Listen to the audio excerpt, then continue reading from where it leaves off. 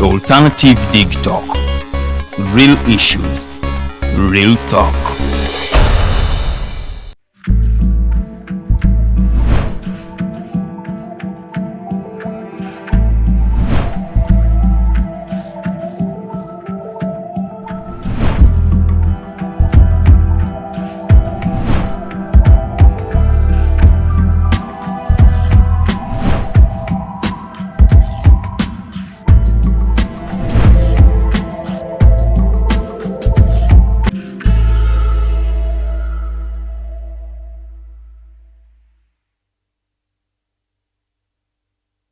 Schools are open.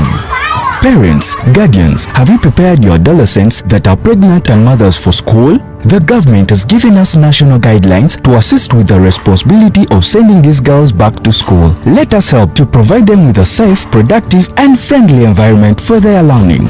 They are still our children living among us in our communities. Their pregnancies, becoming mothers before adulthood, affects them, their community and our nation. All children have a right to education. Now, let's take them back to school because completing their primary and secondary school education is very important to their future careers, personal development and being productive citizens of our nation. This message is brought to you by the Ministry of Education and Sports, the Ministry of Health, Ministry of Gender, Labour and Social Development. How are you beautiful Ugandans? It's your girl Nnyo. Welcome to the fancy flow.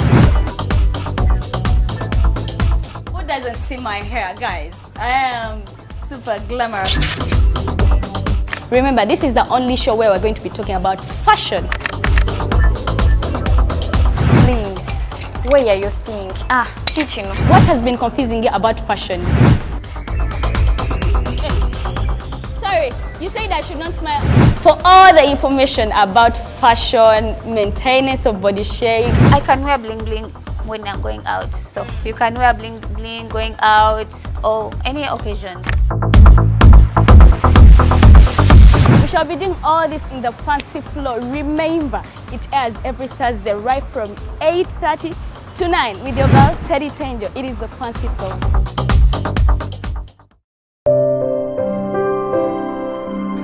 Hey Ugandans, I'm Lieutenant Colonel Dewa Kiki, the Deputy Defense Spokesperson and actually the Deputy Spokesperson for the Uganda People's Defense Forces.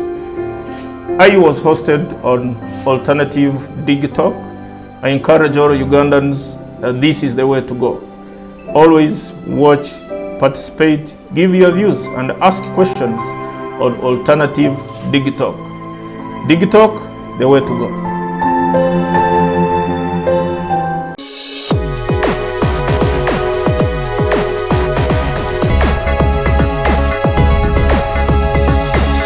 The Alternative Dig Talk.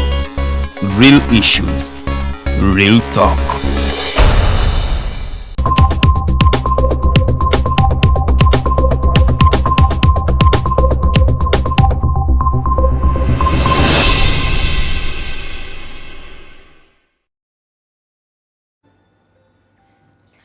Lunaku lwakutaano mbaaniriza nnyo ennaku z'omwezi tubalanya omwezi tuli mu Gwakubiri omwaka 2022.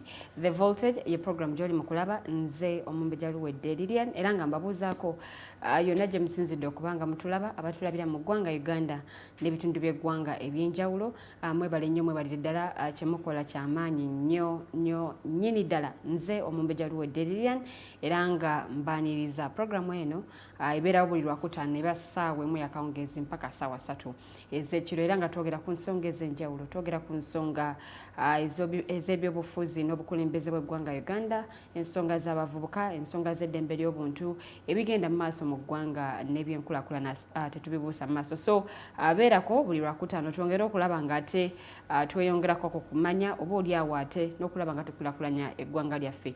Mu studios negatiddwako abaami babiri okuli omwami Mayanja Robert, independent mind, talina kibiina mwagwa naye ng'ate awagira nnyo ekibiina kya Forum for Democratic Change era nga naye tumwina mu studios agenda kubanga atulamusaako okwo nno kw'otadde omwami Kasule Ismail ono nate ye mukwanaganya w'emirimu gy'ekibiina kya Alliance for National Transformation mu bitundu ebyebunyoro naye wali nnyo mu studios agenda kubanga tulamusaako twongere okubanga tetutanya ku nsonga nga bwe zibadde zitambula mu ggwanga erya Uganda. Tuli mu mwezi gwa kubiri abamu baguyita omwezi ogw'omukwano. Alternative Digital yabagonnomoddeko yabagonnomoddeko promotion oba njite promotion naye ng'ate mulimu okuwangula ebirabo, so gwe wenna ali mu mukwano agenda maaso o recording ka video ko munnaye ng'otubuulire olunaku luno olwa Valentine's Day olutegeera otya mwagalwawo ki oyo gweyagala okucelebratinga naye ku lunaku luno okaweereze ku nnamba y'essimu eri 0701 800 212 ojja kubeera omu ku bannamukisa bajja okwewangulira ebirabo ku lunaku olwo naawe osobole okuba nga ate weeyagala. Naye olwaleero tugenda kuba nga ate tutunuulira emirimu oba oliawo ate eja East African Community munange East African Community mwegatiramu amawanga ag'enjawulo oba oliawo okulaba nti bakola ku nsonga ez'enjawulo, ensonga ezisinga okutunuulirwa mu East African Community ensonga ya byabusuubuzi. So tugenda kuba tukuba tooki mu East African Community biki ebyo byekoze oba oliawo nebyesobodde okubanga ate ekola okuyamba amawanga ag'enjawulo. Uganda yo ngayo bwe tutuuka mu East African Community kiki kye tufunamu oba ate kiki kyetwongera ku East African Community oba ku nkolagana y'amawanga gano agali mu buvanjuba bwa Africa. Kansoke namuse ku bagenyi bendira mu studios tutandikira awo ate program yaffe mu bujjuvu. Mwami Kasule, osiibye otya ssebo? Bulungi ssebo, lamusa kuba tulaba. Batulaba mwena abali ku the Alternative Digital mbalamusizza naddala abali mu bitundu okuva ebyebunyoro musibyeku mutya manyi wiiki ebadde mpanvu naddala okuva mu bitundu ebyo twagibwamu ebintu ebitategeerekeka in the kingdom where different figures started fighting unnecessarily, and I think it's been a week of struggle in the Bunyoro kingdom to ensure that we make things right. And it's unfortunate that it came in a time where babadde nga eggwanga liwitnessinga the signing of the final investment decision. There is no on any intellectual WhatsApp group or platform in Bunyoro where they discussed about that, because there's something that was in the kingdom, fighting the Katikiro, fighting with the chief prince, you know, different sections of people. So ngezaako okugamba abantu be Bunyoro, like how my stand has always been, that I think that's diversion to get us off the very sensitive things that we have to talk about, those concern us as Bunyoro. Okay. Because you see, this concerns us. Put that in Bunyoro. That's why I had actually avoided Uganda. By then nyetaga kiteke mu rujungu so that abanyoro hali bakaliho nabetegereza. Mu weekend habaire a very sensitive decision ebaine takingibwa nurantingu aba investors nabantu bona abali mu bitongole ebikora amafuta babaire ne basaininga endagaano egiyo kurantingu final decision okuteeka kurantingu batandika kora business ege ya mafuta oyiriho kienna ku muno ntingu ombwire bunu babende bakisaininga Bunyoro as a region tabayiroho Banyoro abogamba ntingu bayikalire to analyze kike excitingirwe kigenda kuyamba kita abantu ba Bunyoro bayitutu bayire twinamu okuterangana hagati ya babito okwiri na Katikiro leadership ntingu bakurwanira sente habokuba bakatunda shares zibali bayina zonka mu Kinyara Sugar Factory bazitunda 30 billion shillings. Government yaikiriza kubahereza sente ezo in different quarters, 10 quarters, but anika kuziba bwide bunu bakafuna 14 billion, but bakani baterangana even the 14 billion, and it came in a time, a very timing where Uganda bayine witnessinga the signing of the final decision or investment decision.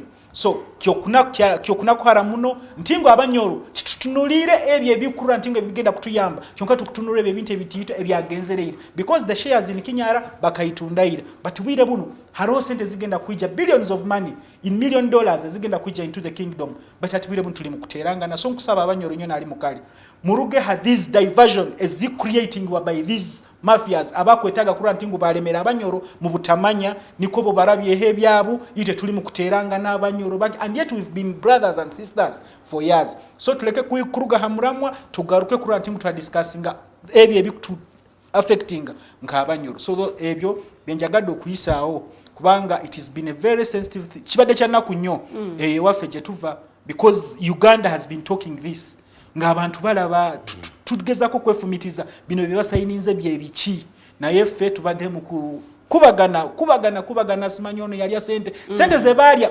zagenda dda because you see ezo nazo shares ze batunda bajjajja ffe be bazirekawo nga bamanyi zijja kuyamba naye bo ne bajja ne bazitunda and it was something pushed by because government is the one that pushed them because ezo shares zali keeping in custody by the Minister of Finance nga yegezako kuma shares ezo za bunyoro ogundi era Minister of Finance yesasula because it was keeping in trustee so Minister of Finance yesasula kati budde buno bwe tulina okwogera kati okulaba how we progress biri ebyagenda tubireke tulabe ebiriwo kati ebigenda okugenda naye kati tuli mu kubagana kyanaku nnyo ebadde wiiki ya nnaku okuva ewaffe eyo naye tusuubira mbu abanyolo bategedde where this fight is coming from because at the end of the day ewiki webadde gwawo nga buli omwaga kati tulwanira ki ndowooza I think let's talk reconciliation okay but some of us we openly came out and told them I think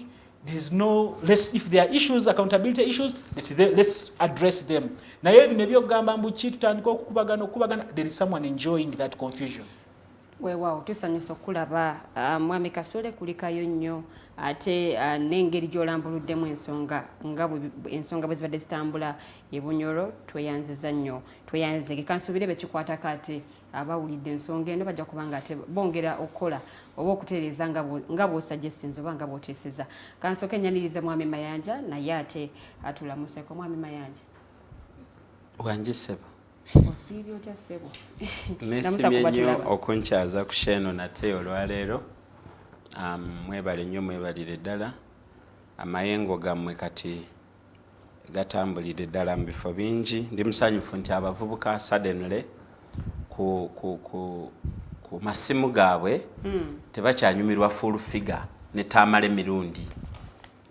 because bakitegedde nti ebyo byakutujja ku nsonga enkulu tebakyanyumira bantu bamala gwogera they are valuing their data so balaba content ezigattako and the alternative digital platforms ndowooza nti etandise okufuna fellowship eri genuine olw'ensonga nti abantu bagenda baawula diversions nga Kasule zaabadde ayogerako so basebe ne banyabo nze Mayanja Robert mbeera wamukisa nnyo okukyazibwa ku mpewo zino kyovalaba nze nkitwala nga kikulu nnyo ndi mutunuulizi w'ebyobufuzi mbiraba okusinziiza ku maaso gange ndi muwagizi nnyo w'ekibiina kya Forum for Democratic Change newankubadde nga kyangoba era kyekibiina kyokka kyentegeera tumazeeko weekend nga Kampala ali mu drama nyuma drama wa National Unity Platform ne Mr. Belly Bwanika ezo newankubadde nga issue ya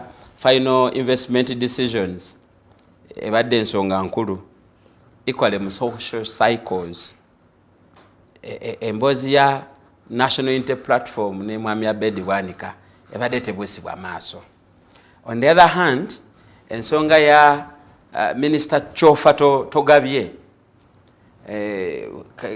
RCC Hudu ne Mayor Salimu Uhuru akawuna kaabwe kanyumidde abagoberezi b'ensonga zino naye asinze okunyumira be bakansala ba district aba Kampala tensonga eno kuva lwe yatandika babadde mu office because okulabula kwatandika okulabula ne kuggwako enforcement nejja ku ground abantu ne bakubwa n'abamu bafudde emaali emaze okusasula emisolo because nze ndi omu kubatakkiriza mu abasuubuzi abe bayita abatembeyi abayimirira mu maaso g'amaduuka nti tubakuba olwokuba tebawa misolo lwa nsonga teri mutembeyi asuubula Nairobi teri mutembeyi asuubula China be bayita abatembeyi be bagenda mu maduuka gano ne bagulayo ate ne batunda they are marketeers abalina skills eziri sophisticated to ply their trade. So in one way or the other they are paying taxes indirectly because they buy as retailers and then resell. Akati council bino byonna nga bigenda mu maaso mali y'abantu enoonebwa bantu bakubwa bantu bakwatibwa bajjukidde just recently ne batuuza special council era ne bafulumayoko ne bajja balambule kuki ku nguudo.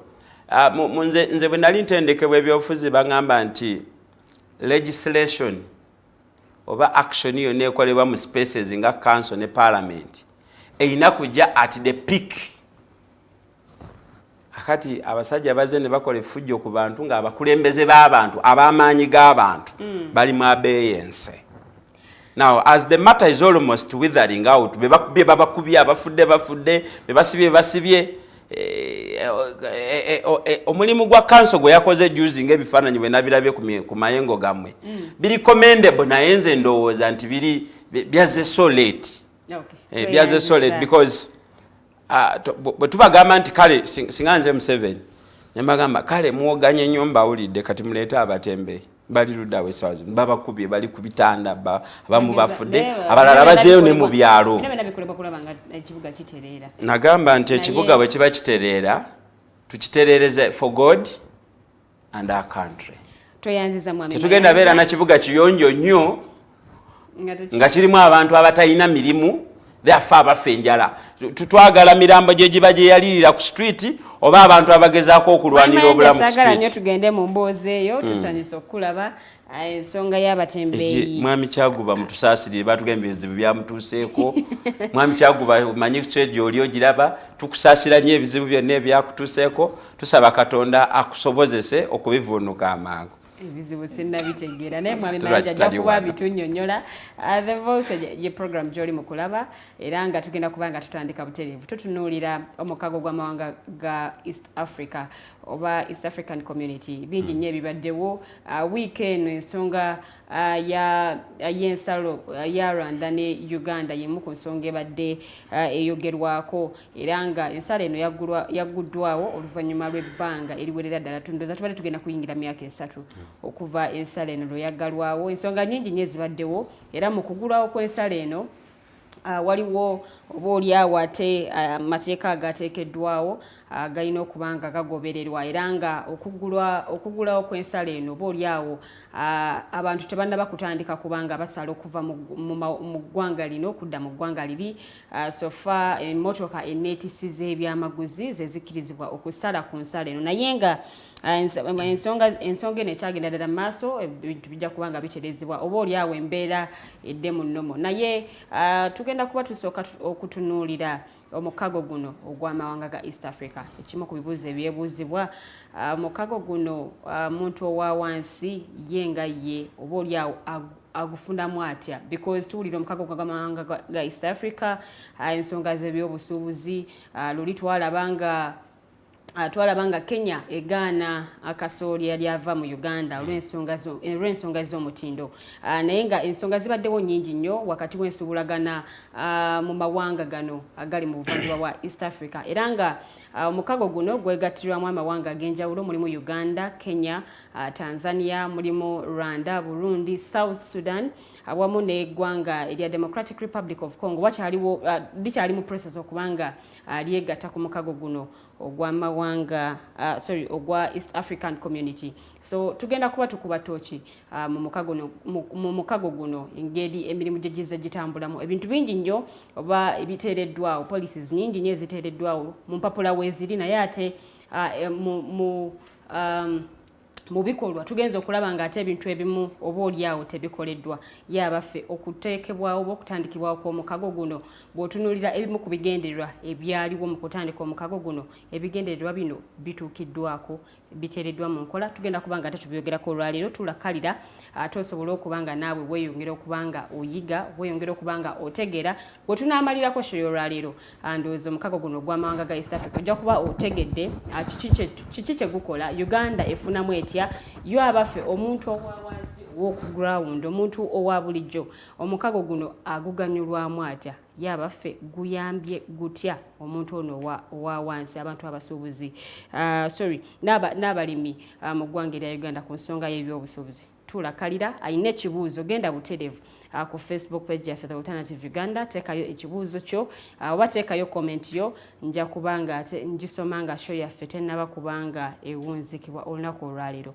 akadde bekanaba katusobozeseza oba oliawo tujja kwogerako ne ku nsonga ey'ababaka ba Parliament abali ku oluvuganya gavumenti abeekandaze ne bafuluma Parliament ng'emu ku nsonga gye bawa nsonga ya ddembe ly'abuntu n'aba political prisoners abakyalemedde mu makomera mwami Mayanja alina engeri gyakireeseemu awo naye takirambuludde bulungi oba oliawo tujja kubanga ate n'ensonga eyo tugitunuulira naye ndowooza katutandikirewo butereevu ku mukago guno ogw'amawanga aga East Africa so tugenda kubanga tetwongera okuttaanya ensonga eno naye nga njagala ntandike ne Mwami Kasule bw'otunuulira omukago guno ogwa East African Community ebigendererwa ebyaguteesaawo bw'otunuulira gulina kye gukoze okutuukiriza ebigendererwa ebyo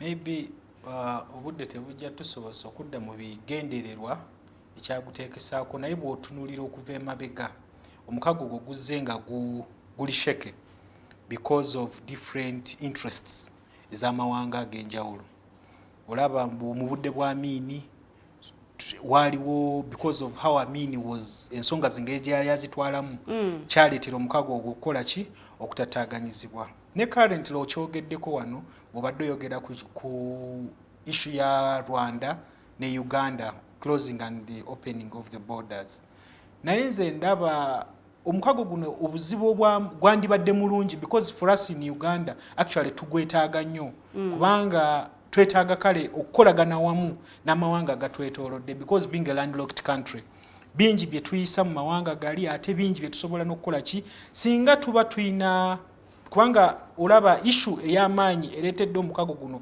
okufuna obuzibu zibadde governance issues owesanga mbu emawanga ag'enjawulo tegeesigangana kyekireetedde kyekyaviirako ne booda ya Rwanda ne Uganda okulaba nga zikola ki ziggalwa because Rwanda eyina bwe yali teyeesiga Uganda ng'egamba Uganda kirabika eyina ebintu byekola ebigezaako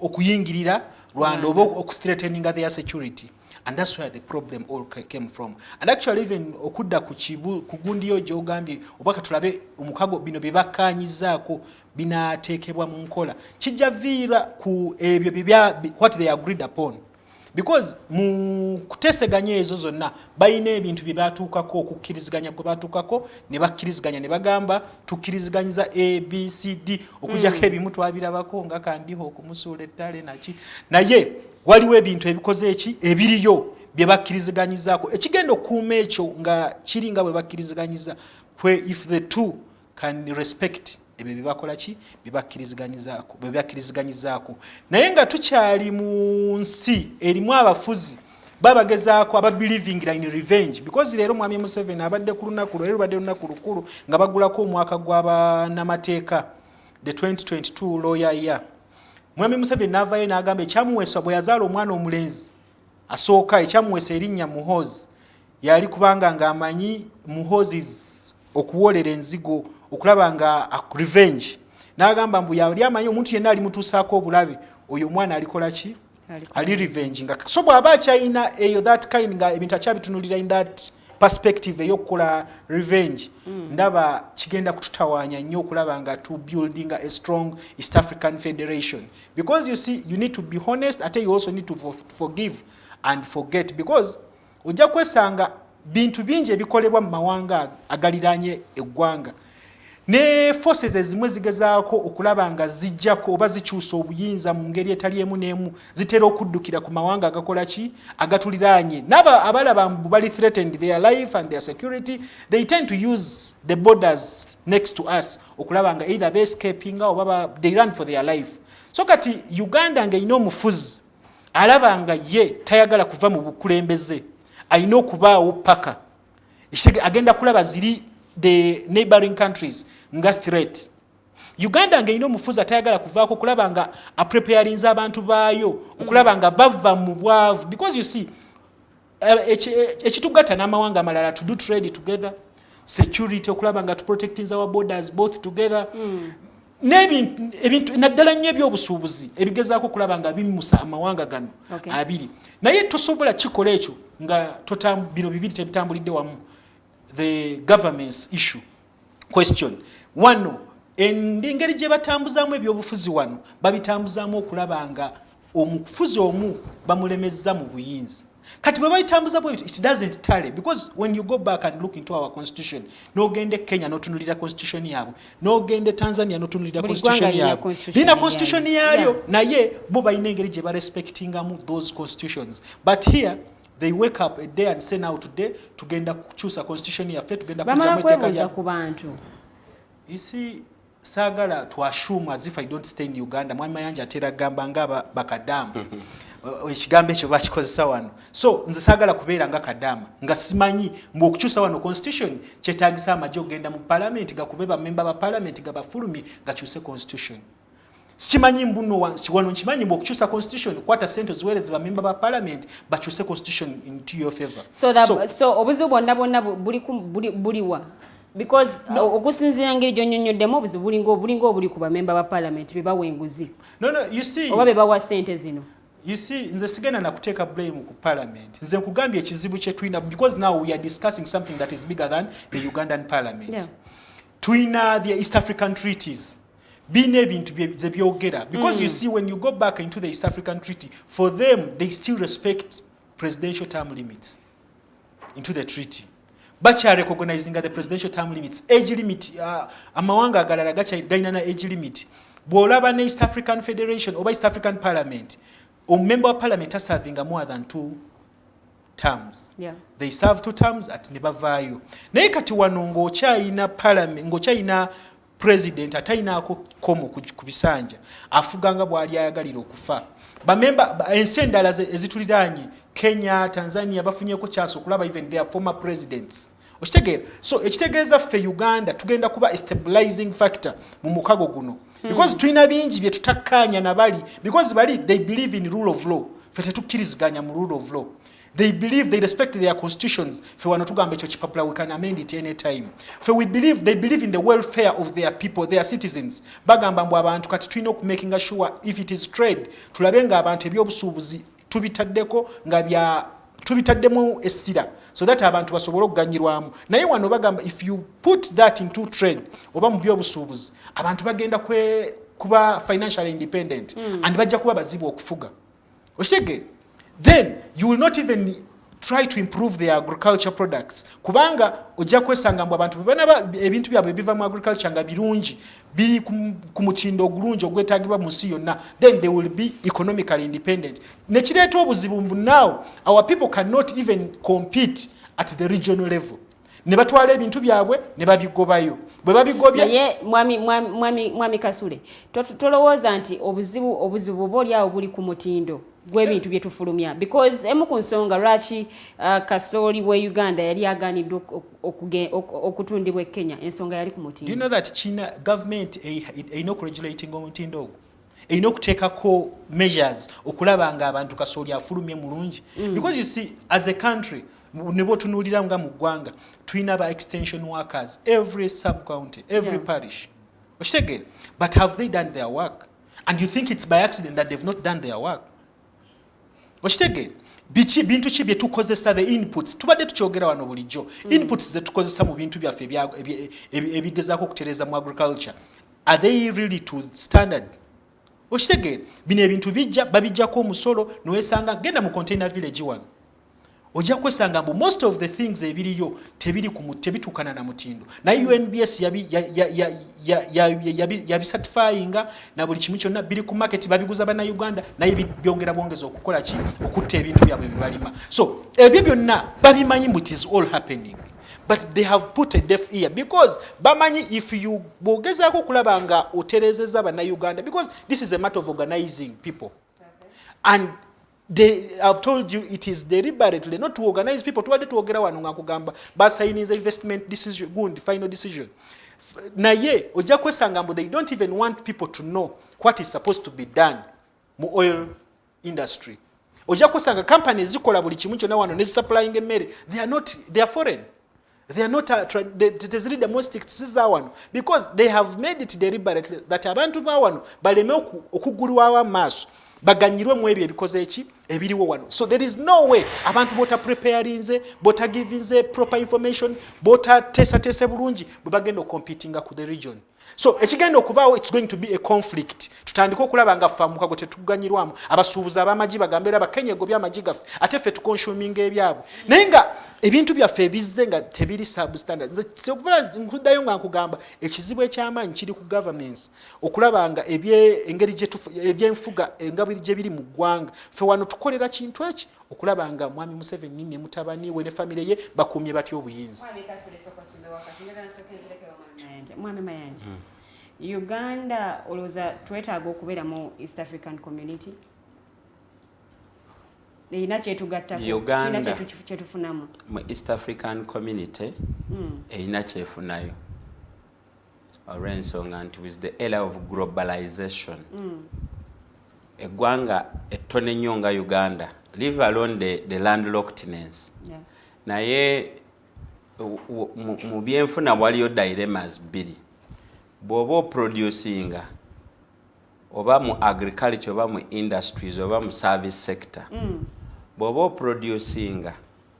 oproducingira katale kenkana katya akasobola okumitigatinga costs for yo kubala okola amagoba kati Uganda ina capital deficit okwa-attractinga sensible investment ezimu ku bageni zetweka ku meeza is the size of the market kati tuli abantu just 1,430,000 roughly so alone tetusobola ku-attractinga sente ezaddala ne investment ezirina omuzinzi that is why twetaaga okweprojectinga twetaaga okwetunda mu kintu ky'abantu abangi kye bayita East African Community tuve ku population y'abantu 1,405,000 tugende ku population y'abantu 1,35,000 kakati oli bwajja okuinvestinga wano kankugereze company nga Airtel bwebejja okuinvestinga nti okuteeka wano sente zaayo yeetaaga katugambe $1,000,000 naye okuvaayo bw'oba ogenda gisibira nti tunda Uganda wokka tejja kujja wano naye kati Airtel egende Kenya egende Tanzania oba kitegedde nze njagala katufune ne East African Code nga tetukola 2+256 ate abe Kenya ne bagamba +25 something oba kitegedde era njagala nga nsobola obeera Kenya n'endoodinga airtime ku line yange ya Airtel gye nagula e Uganda so there are many economic arguments ezirumiriza Uganda weefuniramu tutudde wano naye tukimanyi nti infrastructure ya internet eri Mombasa si bwe kiri era tutudde wano nga tujjukira nti President Museveni oba government ya Uganda yakamala okusayininga pipeline deal ne Tanzania singa tetubaddeewo na ndowooza ya kutajetinga biruubirirwa byetufunamu nga tuyigasse wamu oba oliawo deal eno yandibadde expensive bagikoze naye mpuliddeko abatunulizi abakugu nga bagamba nti twainvestinze mu darkness olw'ensonga nti deal ekola sense kati okusinziira ku current price ya crude oil naye singa wabeerawo factors ezisuula sente ezo balo nebeera nga eri less than $50 ekyo kipipeline kijja kuba as good as useless so Uganda singa ebadde isolatively yoka amafuta ago tegandibadde na makulu because fe tetusobola gakozesa abageetaaga ye China, America, Russia, etc. But how do we reach there? So fe mu FDC tukkiririza ddala bulungi nnyo era tutaddemu kinene mu East African community activities. Noza first secretary general Mayanja Amanya Mushega, right? Era tusindiseeyo abantu abali most competent.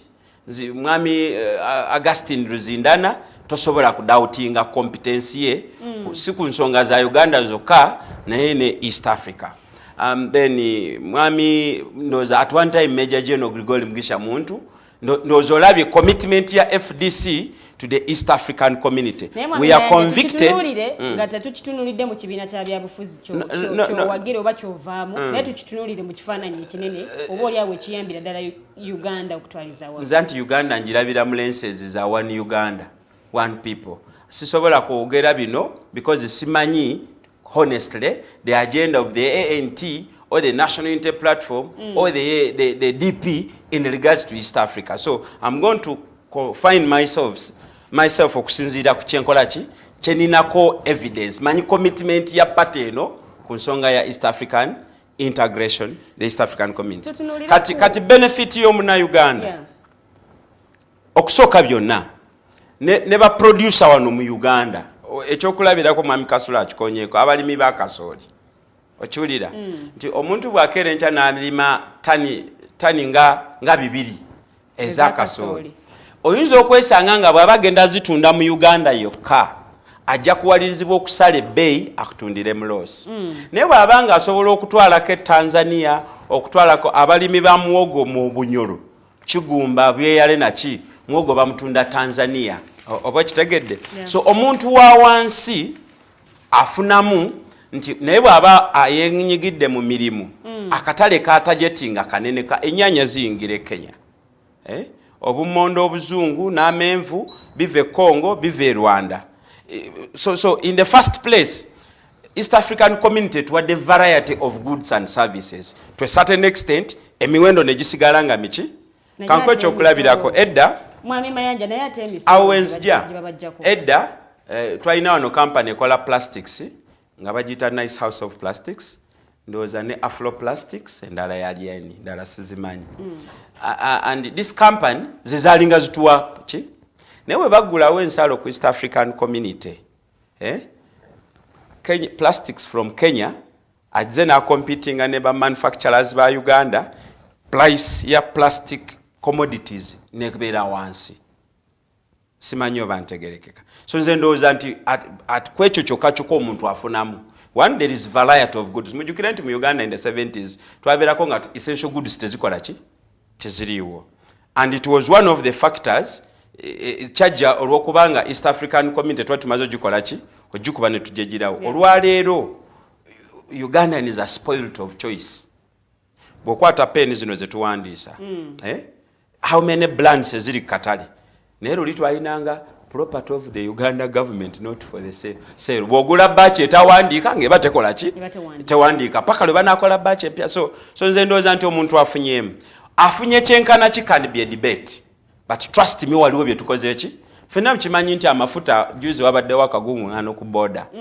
boda neggalwawo abantu nga beediimye wano ab'ebunyolo be nasooka owulya nga bakuba enduulu nti lita ya petroli yagula $1,200 kitegeeza ng'ekiziko ofuna lita mmeka so this kino kikulage omuntu wa wansi wakola ki wafunamu directly and indirectly era webigootaanamu asasulwa kyenkana ki afiirwa kyenkana ki now afunyemu kyenkana ki from the Ugandan perspectives endowooza waliwo challenges naye ekyo kijja lwa nsonga mu byenfuna bwe mutuuka ku kwolesebwa kw'okugenda mu integration naye ekufavoringa kyenkana ki okusinziira ku stage gyekusanzeemu now naturally Kenya will take the lion's share mu benefits za East African community lwa nsonga nti mu East Africa bw'ogyanalyzinga Kenya ebadde eseeseetuse ng'erina omutendera gwekuliko Kenya in agriculture alone bava dda ku subsistence agriculture ne bagenda mu commercial Kenya teyeetaaga nkuba kutonya okulima emmere In fact, Kenya nagamu ku mazzi masanyalaze gegulu e Uganda ega investinga mu kupushinga amazi ogenda mu irrigation systems zaayo. Kati fe mu Uganda nga tukyasaba Katonda tugenda mbasumba basabire enkuba etonye ne bamasheeka. Yo Kenya ejja kuba n'emmere gyereta katale kaaki emiyembe gijja kujja wano n'ebintu ebikola ki ebifaanana bwe bityo. No. Omulanga ebeeranga panado ku mulwadde bwa brucella katono nnyo. System ya ebyobulimi eteekebwateekebwa okuva ku land tenure system twamaliriza emboozi ku ttaka. Juzi nawulira President Museveni ng'agamba alwanagana ne 4 acre model. Nayagala I was persuaded to listen to him. Naye how do you account for the acre boba toyagala 4 acre model ngate 80% of your population eri mu kyalo? Which magic are you going to use to provide land for large scale agricultural enterprises vis-a-vis the sitting population? Nze mba ndowooza nali njagala amalirize ng'agamba therefore the remedy is a comprehensive urbanization program teyatuuka yeeyo kati nemanye ebyali mu byabufuzi because if you want to create land for agriculture the solution is urbanization. Oteekateeka ebibuga.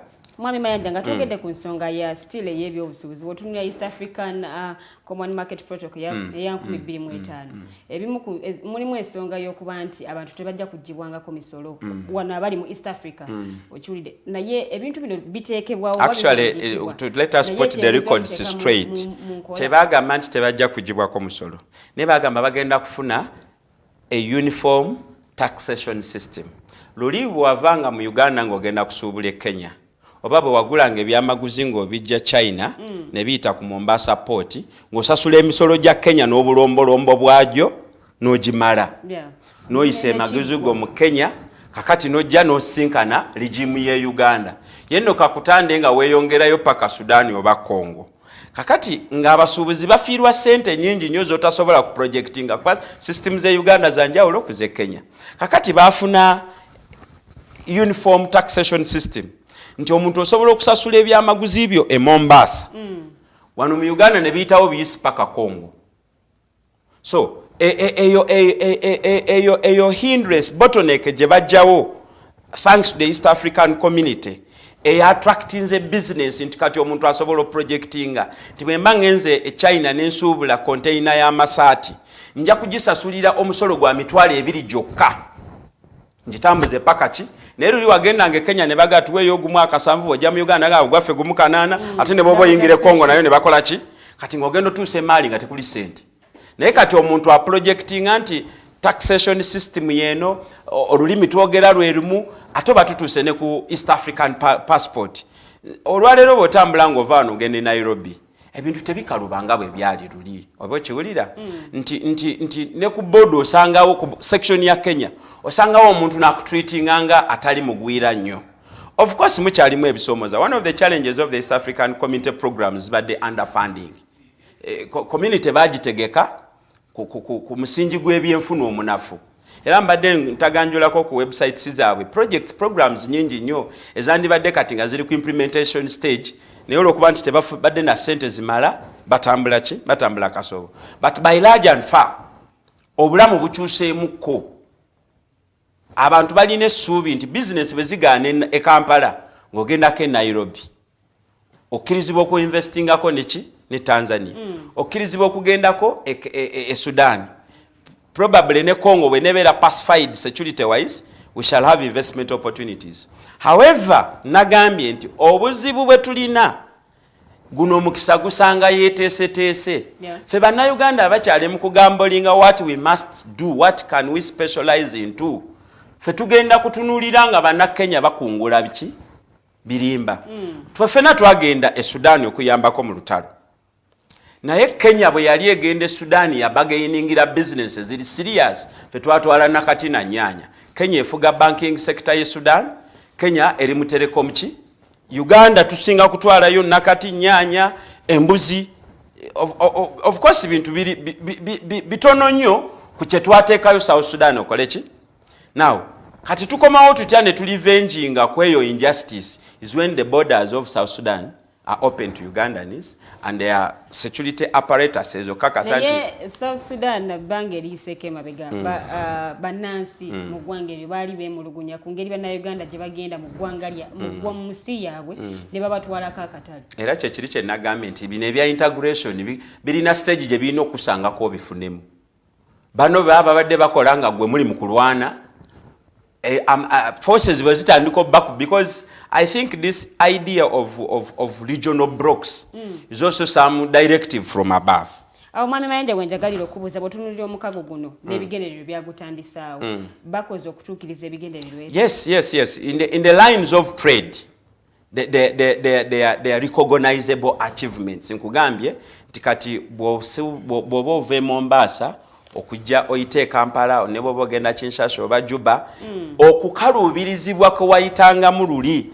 Jjukira nti edda omunnayuganda yasuubulanga India n'aleeta amagaali naye ng'omukongo agagulira ku booda. Kati omukongo asobola okuyingira wano n'agula emaali ku bbeeyi ye n'akola ki n'addayo. So mu by'obusuubuzi waliwo strides ennene ezikoleddwa. Nina program gye ndabyeko ku website ya Integrated Health System nga batunulira cancer, HIV n'ebirala. These are very good proposals eri abantu lwa nsonga. Fano mu Uganda tubadde tukimanyi nti obulwadde obutonotono omutwe gukuluma ng'oli munene Aga Hospital.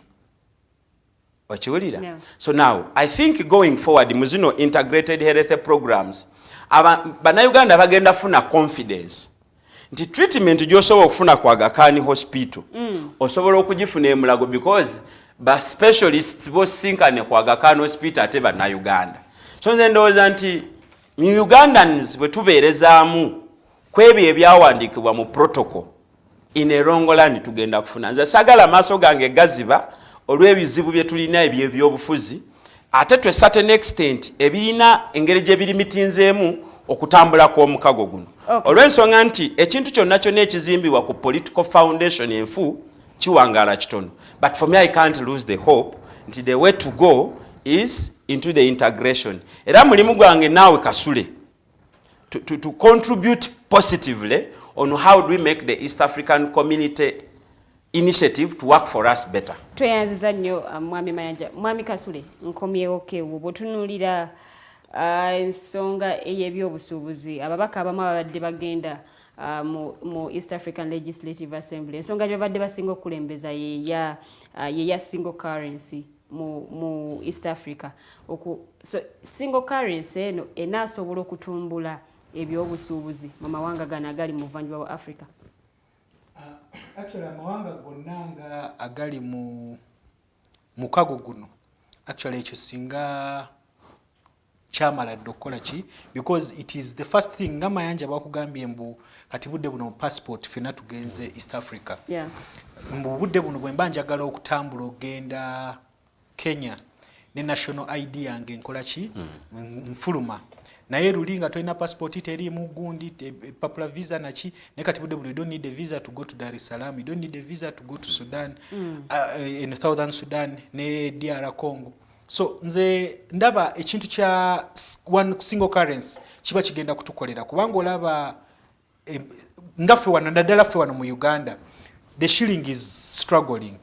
Ekitegeeza bwe tuba tulina the single currency kubanga otuuka Kenya they have value for their money. Yeah.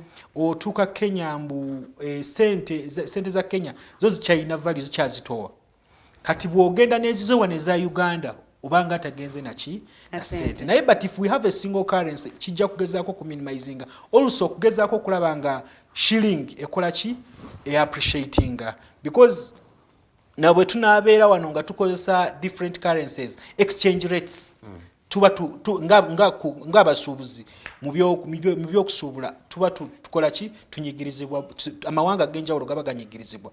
Me I think that one it is something that we should all embrace.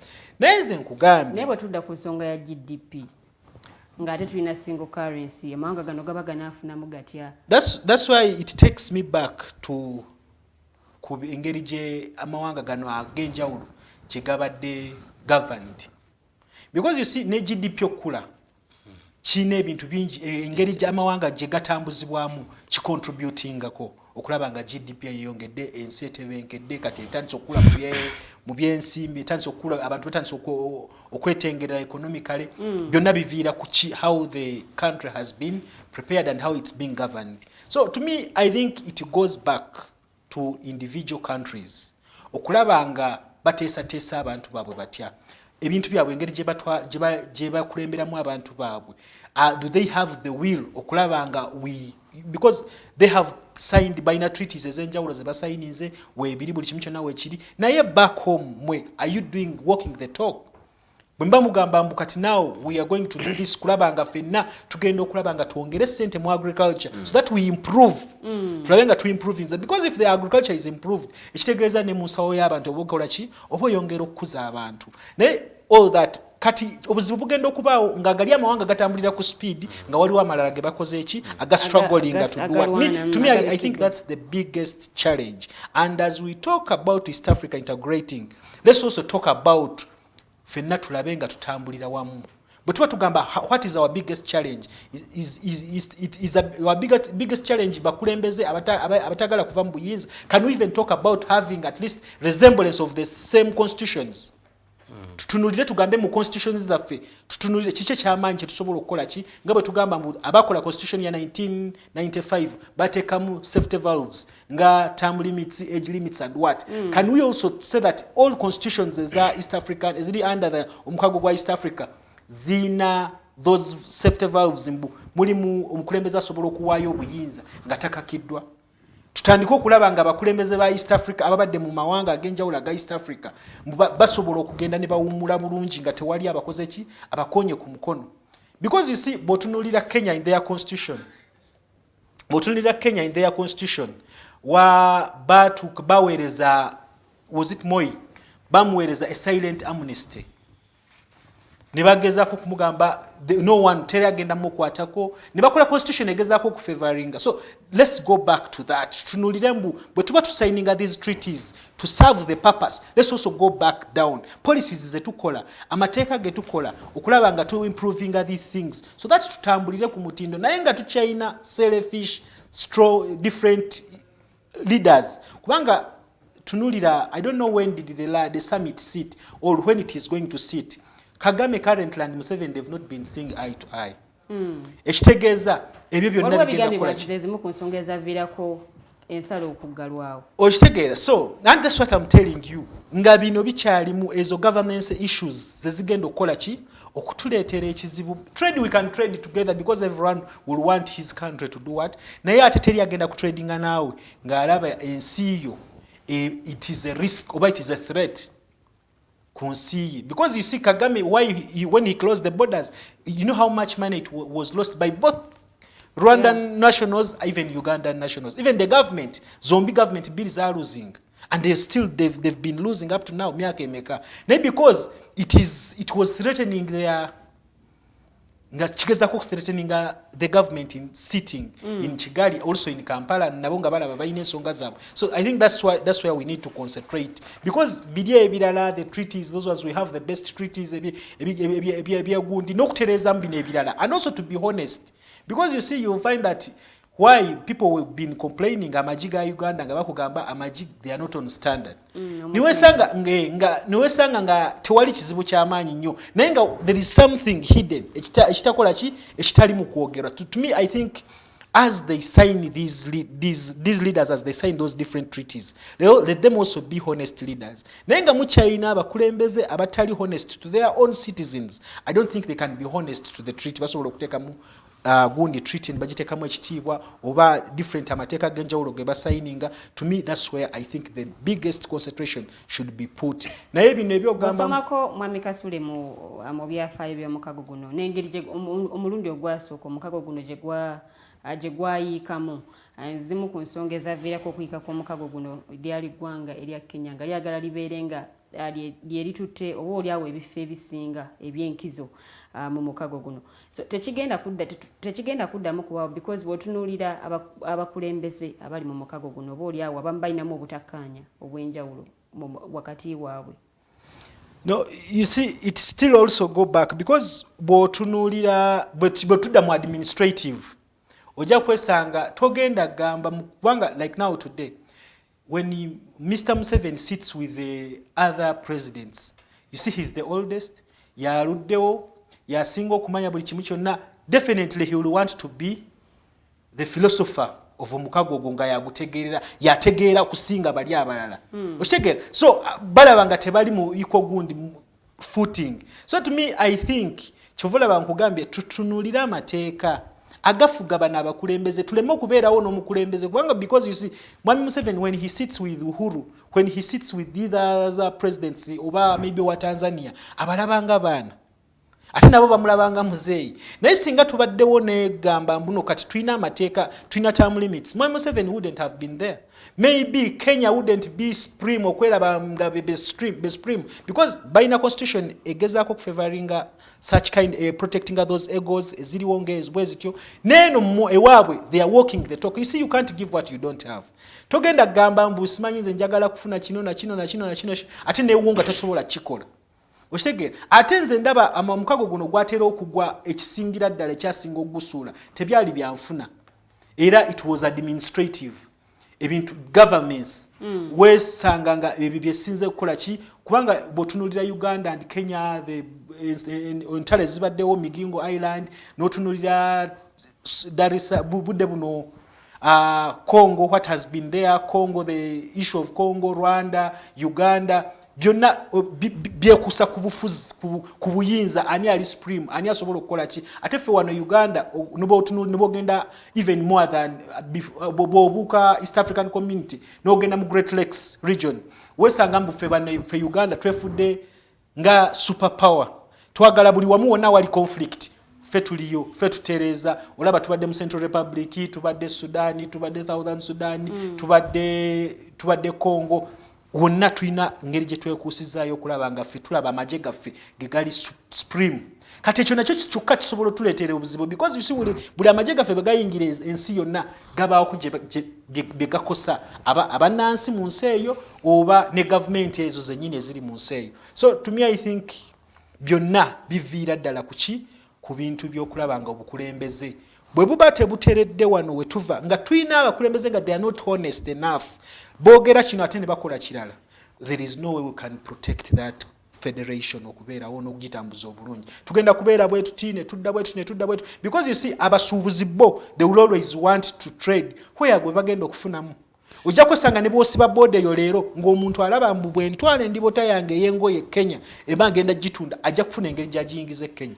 Tweyanzizanye tweyanzege Mwami Kasule the voltage program joli mukolaba tugenda sooka tuwumbule mu katono nnyo bwe tukomawo mu ssaawa yaffe ey'okubiri tugenda kuba twogerako katono ku nsonga ya booda ya Rwanda ne Uganda okuba nti yagguddwawo era nga bamu bagamba nti okuggulawo kw'ensalo eno n'obukwakulizo bwateekeddwawo Uganda tevunnamye nnyo ku biki oba ku bukwakulizo buno obwateekeddwawo ate ng'ensalo eno eggulwawo tugenda kuba tubyogerako mu ssaawa yaffe ey'okubiri twagala tumanye waliwo structures zonna eziteereddwawo okukola checks and balances oba oliawo amawanga gano okubanga gagoberera policies ne treaties ezaateekebwawo omukago guno tugenda kuba tubyogerako katuwumulemu katono nnyo temuvaawo.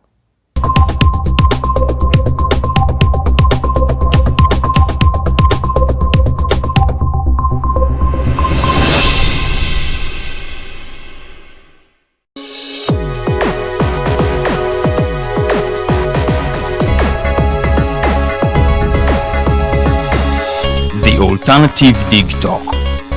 Real issues, real talk.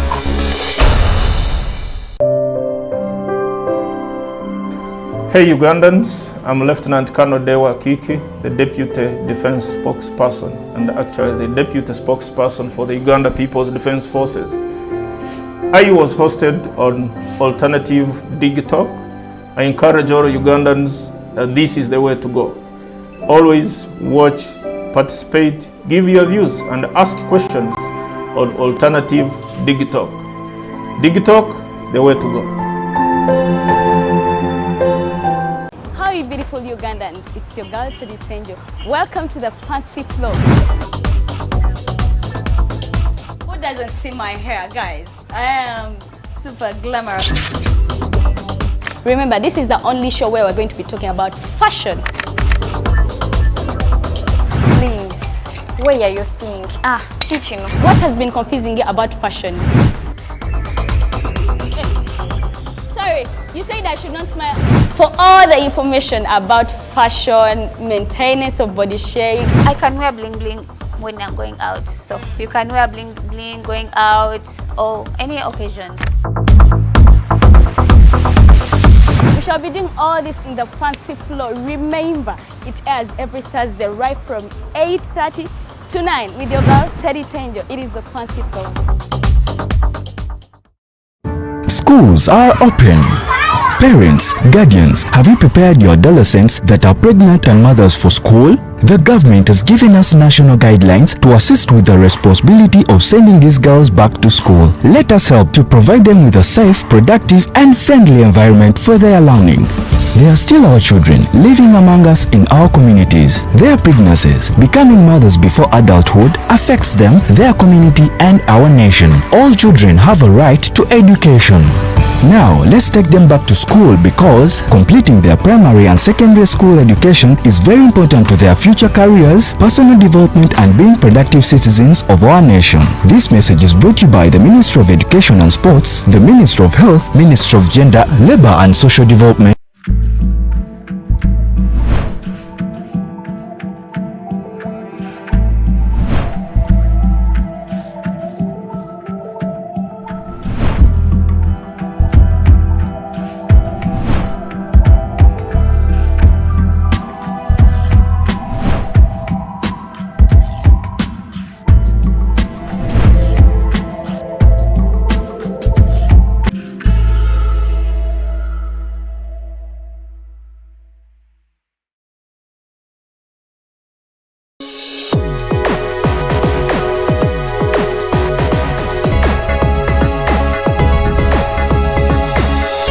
Alternative Dig Talk. Real issues, real talk.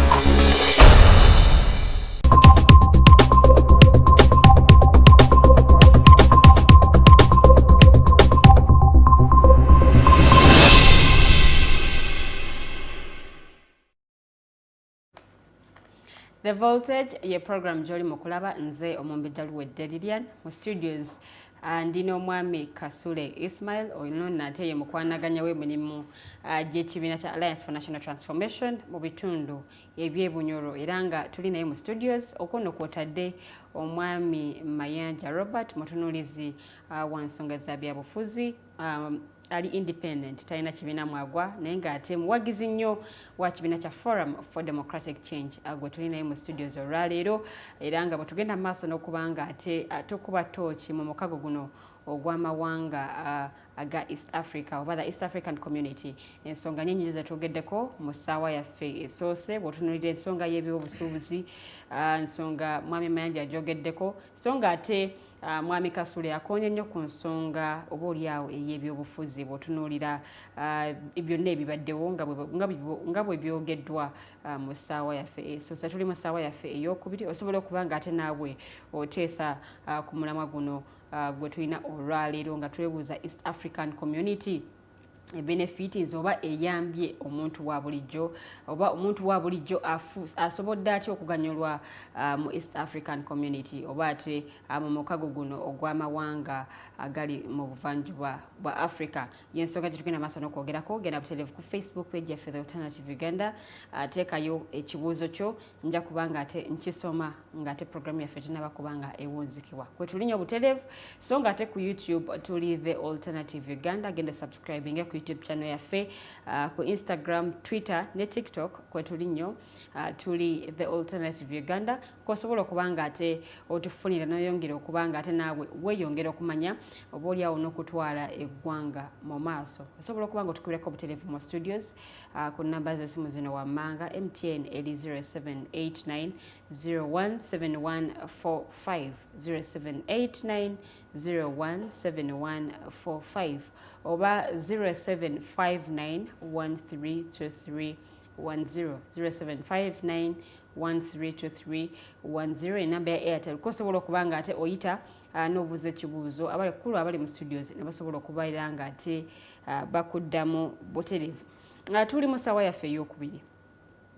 Njagala tutunuulireko ku nsonga ya Rwanda, ku nsonga y'ensalo ya Rwanda ne Uganda.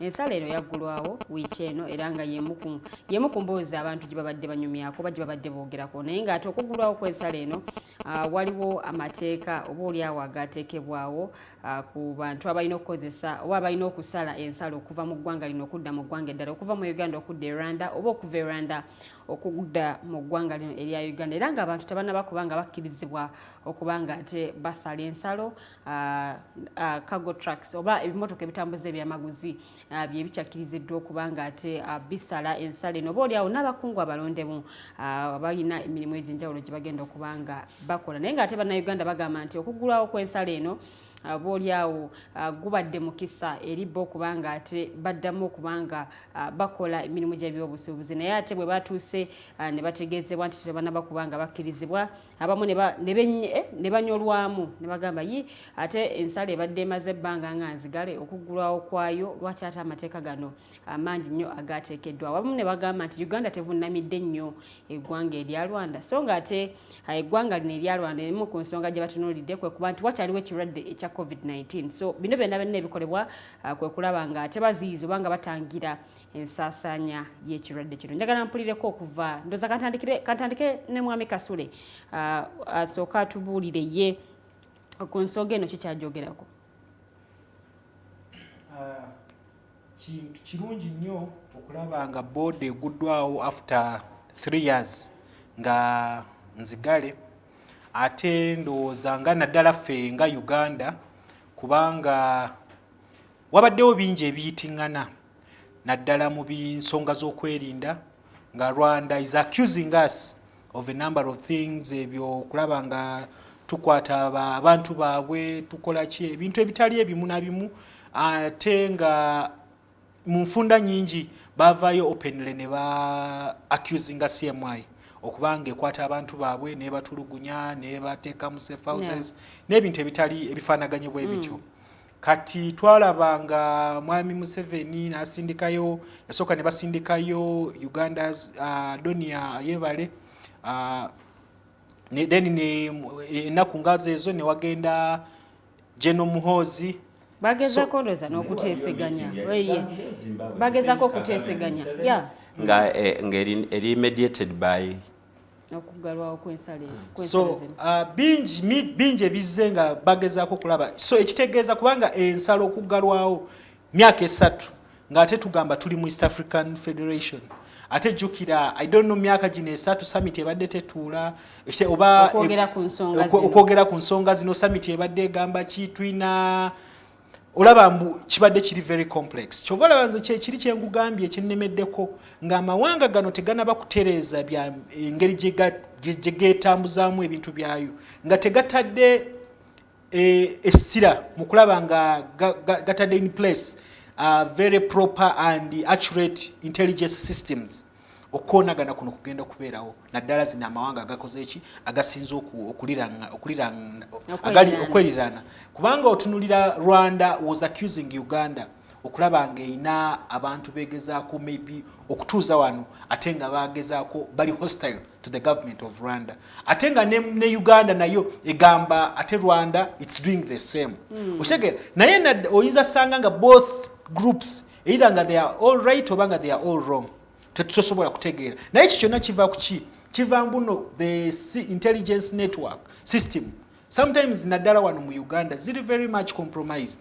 Ojja kwesanga oli avaayo n'akola intelligence report because ayina byayagala okuyisaawo oba ayina gwayagala okulwanyisa because you see lino olutalo lwa Rwanda walulaba lwatwala abantu bangi because that time I think twali tukyalina General Kale Kayihura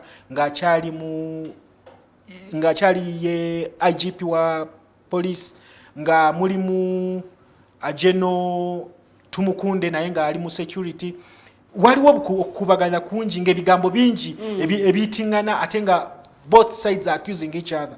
n'olaba CMI nga bali bagamba gundi oli akozesa CMI okola bwati okulwanyisa bwati. So mwalimu ebintu bingi. Remember even General Kayihura's name came into the fix nga bageza kugamba ye he's protecting Rwandese who are here atabagala kola ki abayagala okulaba nga balwanyisa oba eggwanga erya Rwanda oba abagala protecting okulwanyisa eggwanga lya Uganda. So ne wabawo obuntu bwe buti ate naddala ebintu byaffe ensonga zaffe zisinga zibadde ziviira ddala ng'olaba Uganda ne Rwanda bagezaako kulwanira ddala ebintu ebiri e Congo ng'olaba olutalo lw'e Congo because Uganda is saying waliwo some hostile groups ezirwanyisa Uganda naddala ADF na some other groups ezibasing e Congo ate ne Rwanda ngekugamba mbwe some groups hostile groups ezibalwanyisa nazo zibesinze Congo. So that conflict kati nze ngamba okuggulawo kwa border eyo because you see bintu bingi ebyali bikoseddwa kubanga abantu bangi naddala okuva mu kabaalawo bakugamba most of the people ebyobusubuzi byabwe babadde babikolera Rwanda nga batwala obumonde batwala ebintu byabwe agricultural products na biki nga byonna bigenda Rwanda ate ne Rwanda naye nga waliwo ebivaayo nga bijja wano nga government zombi zifuna omusolo n'abantu nga bakola ki baganyirwamu naye okuggalawo for 3 years kikoze fena kibadde kitukosa ate nga kikosa ne image ya East African community ate fena gye tuluubirirwa because you see nze bwe mba mmanyi wano bwe binansumbuwa nga ndi musomesa nja kugenda e Rwanda because very many of our teachers had crossed to Rwanda nga basomesa e Rwanda n'abalala e Rwanda nga bali wano because wasanga bali na mu kikuubo nga bajabuliro Friday nga ate ne bakola emirimu so Friday nga so kibuga kitukula kati nga bwe banaaba nga bavuddeyo ne baresolvinga this naye nze ngamba nga bwe nkugambye wano kigenda kusinziira engeri gye bana respecting ebyo bye bakkanyizaako because you see Rwanda etulazeeko they can close their border for 3 years and ne basirika oshege so Mwami Museveni ne government ye balina okulaba nga this time they have walked the talk because you see bamanyikiddwa mu region eno okubanga abantu abeekyusa mangu because if they cannot keep their promises to their people ne bavayo ne bagamba abantu mutuwa akalulu tugenda okukola kino tukume constitution yamwe tukole ki naye nga wakabalondo omwaka gumu myezi 6 bagambye constitution kati ate twagala gikyusa so bwe banaaba tebavuddeyo okurespecting ebyo byavudde mu kanya ne Rwanda then waliwo ekizibu ekyamaanyi toyanza mwami Kasule kansogenzereko ewo mwami Mayanja bw'otunuulira ensonga ya Rwanda n'eggwanga erya Uganda obukubagano obaolyawo obuliwo ebimu abamu ne bagamba n'okugamba nti kyaka kyavirako okubanga ensalo eno oba ensalo ziggalwawo oba nga Rwanda eggalawo ensalo yayo tolowooza nti kino kyongedde okulaga obunafu bwa East African community okusobola okuba nti teyasobola kusolvinga butakkaanya buno ensalo nesigala nga nzigala okumalira ddala ebbanga ery'emyaka 3 okusooka byonna njagala nzimba ekifaananyi nti tewaliwo butakkaanya wakati w'abantu b'e Uganda n'abantu b'e Rwanda era bw'otandika okubikkula ennyo Uganda mu butuufu osanga nga DNA y'e Rwanda mu Uganda nnene olwaleero waliwo muganda wange ampadde ekigambo ekinnyumidde titubadde nga wano nga tulya gwe bayita omubanda wa Kabaka naye ekigambo omubanda mu Luganda kitegeeza ki olyange nti e Rwanda walingayo kabaka nga abambo abamukuuma bo babayita babanda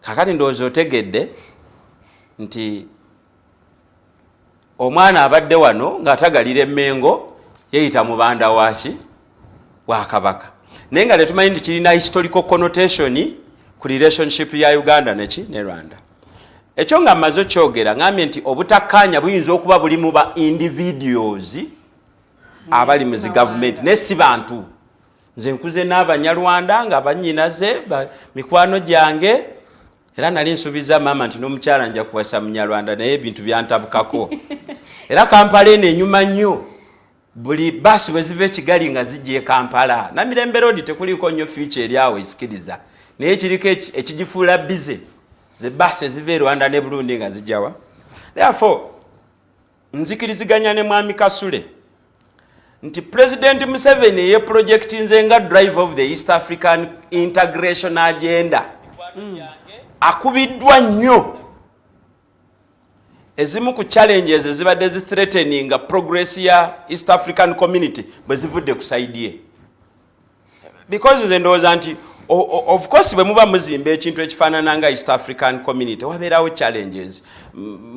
Najja nankumi ejuzi baali batutegekeddeyo ka workshop okutugezaako tulaga emikago ogwa US ogwava mu United States of America ogwa Europe n'emirala USSR block. Naye bwe muba muzimba nga olw'okuba kiri kye nagambye nti waliyo abantu by some other factors abasigaliramu emabega ate abalala ne babeera nga bayiseewoko ezo conflicts zijja kubeeramu. Naye tekyandibadde tekirabise bulungi nga driver wa agenda eno ate yafulumidde mu ki. Nze era nga munnayuganda atunulya ebyobufuzi nsanyuse nnyo nti President Museveni this time around amaanyi agatadde ku mabbali ebyokwekuba mu kifaananyi we shall crush you tujja kuba you know ego agenze mu kazannyo ne bakamukubiramu naye n'ahambulinga down for a bigger objective, the East African Community. Kubanga tubadde tuswala the narrative yonna ebadde efiridde ku nsonga ya Rwanda. Ate nno nga bw'owuliriza maybe nkuwa information Mwami Mayanja. Mwami Museveni n'okukuba ego ye wansi kubanga alabye it was not good news for Kampala. Okubanga talina Rwanda. Let me put it right. Okay. Kagame yete yakeera ncha naggalawo fwa. It was a calculated move. Kagame mbu mungayita mu Rwanda Chamber of Commerce. Yayita abasuubuzi n'abagamba njagala kuggalawo bode sikyagala bala Kampala nina ensonga zange.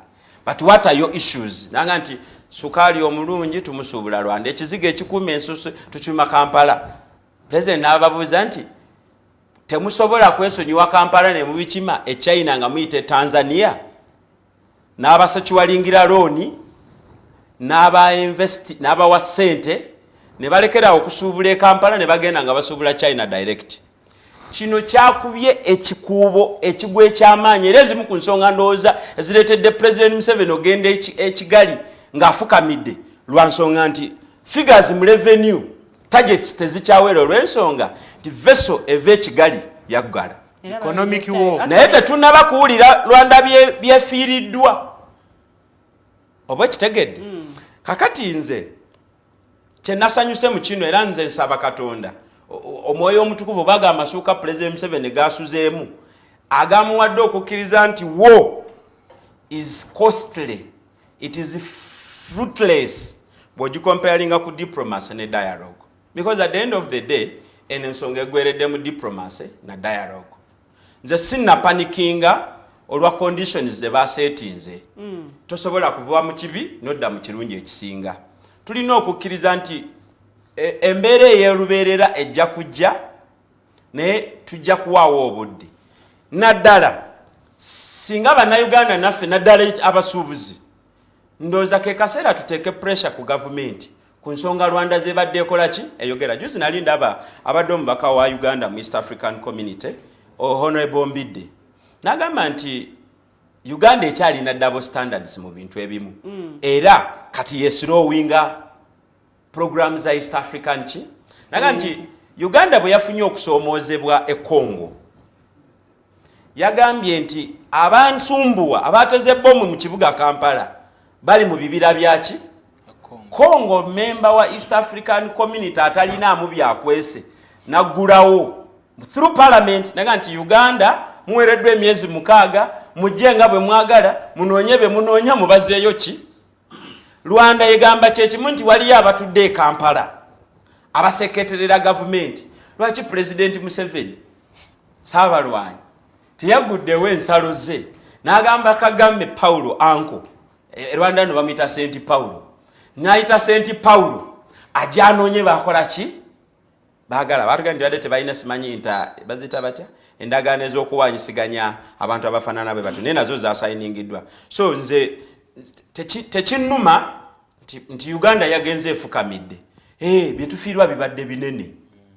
Twawakula olutalo lwetasobola kusustaininga naye ndi musanyufu nti fe ababadde nga balaga eryanyi ly'emmundu shall crash this time around. Nze ng'omuntu nze nga prophet wa non-violence, I think this was a score because nze manyi the cost of war. Wachulira the destruction and devastation brought by war. Sanjagadde unnecessarily tuddemu kulwana n'abantu betulina blood ties nga Rwanda. Mwami Kasule oyogedde okweraliikirirako kuli ku political challenges oba weaknesses ate nga ye foundation integration eno kweyina okutuula. Era nabadde njogerako ne Kaija nja kulembeza nnyo Kaija mu kintu kino because mu FDC nsuubira nti National Executive Committee ng'ekuuma ligase y'ababaka ab'omutindo gwe batwalinga tuweereza mu East African Community ejja kulonda Kaija Harold. Kaija yatugambye nti na bino ebitweraliikiriza nti President Museveni alina political policies ezitali uniform ne Kenya ne Tanzania. Nti ate wano mu Uganda mu kaseera kano tulemereddwa okufuna amaanyi agazza President Museveni ku level. Nti kyokka kye tusigazza kwe kuwagira integration lwaki. As Kenyans come to trade here, as Tanzanians come to trade here, as South Sudanese come to trade here, so Rwanda and Burundi.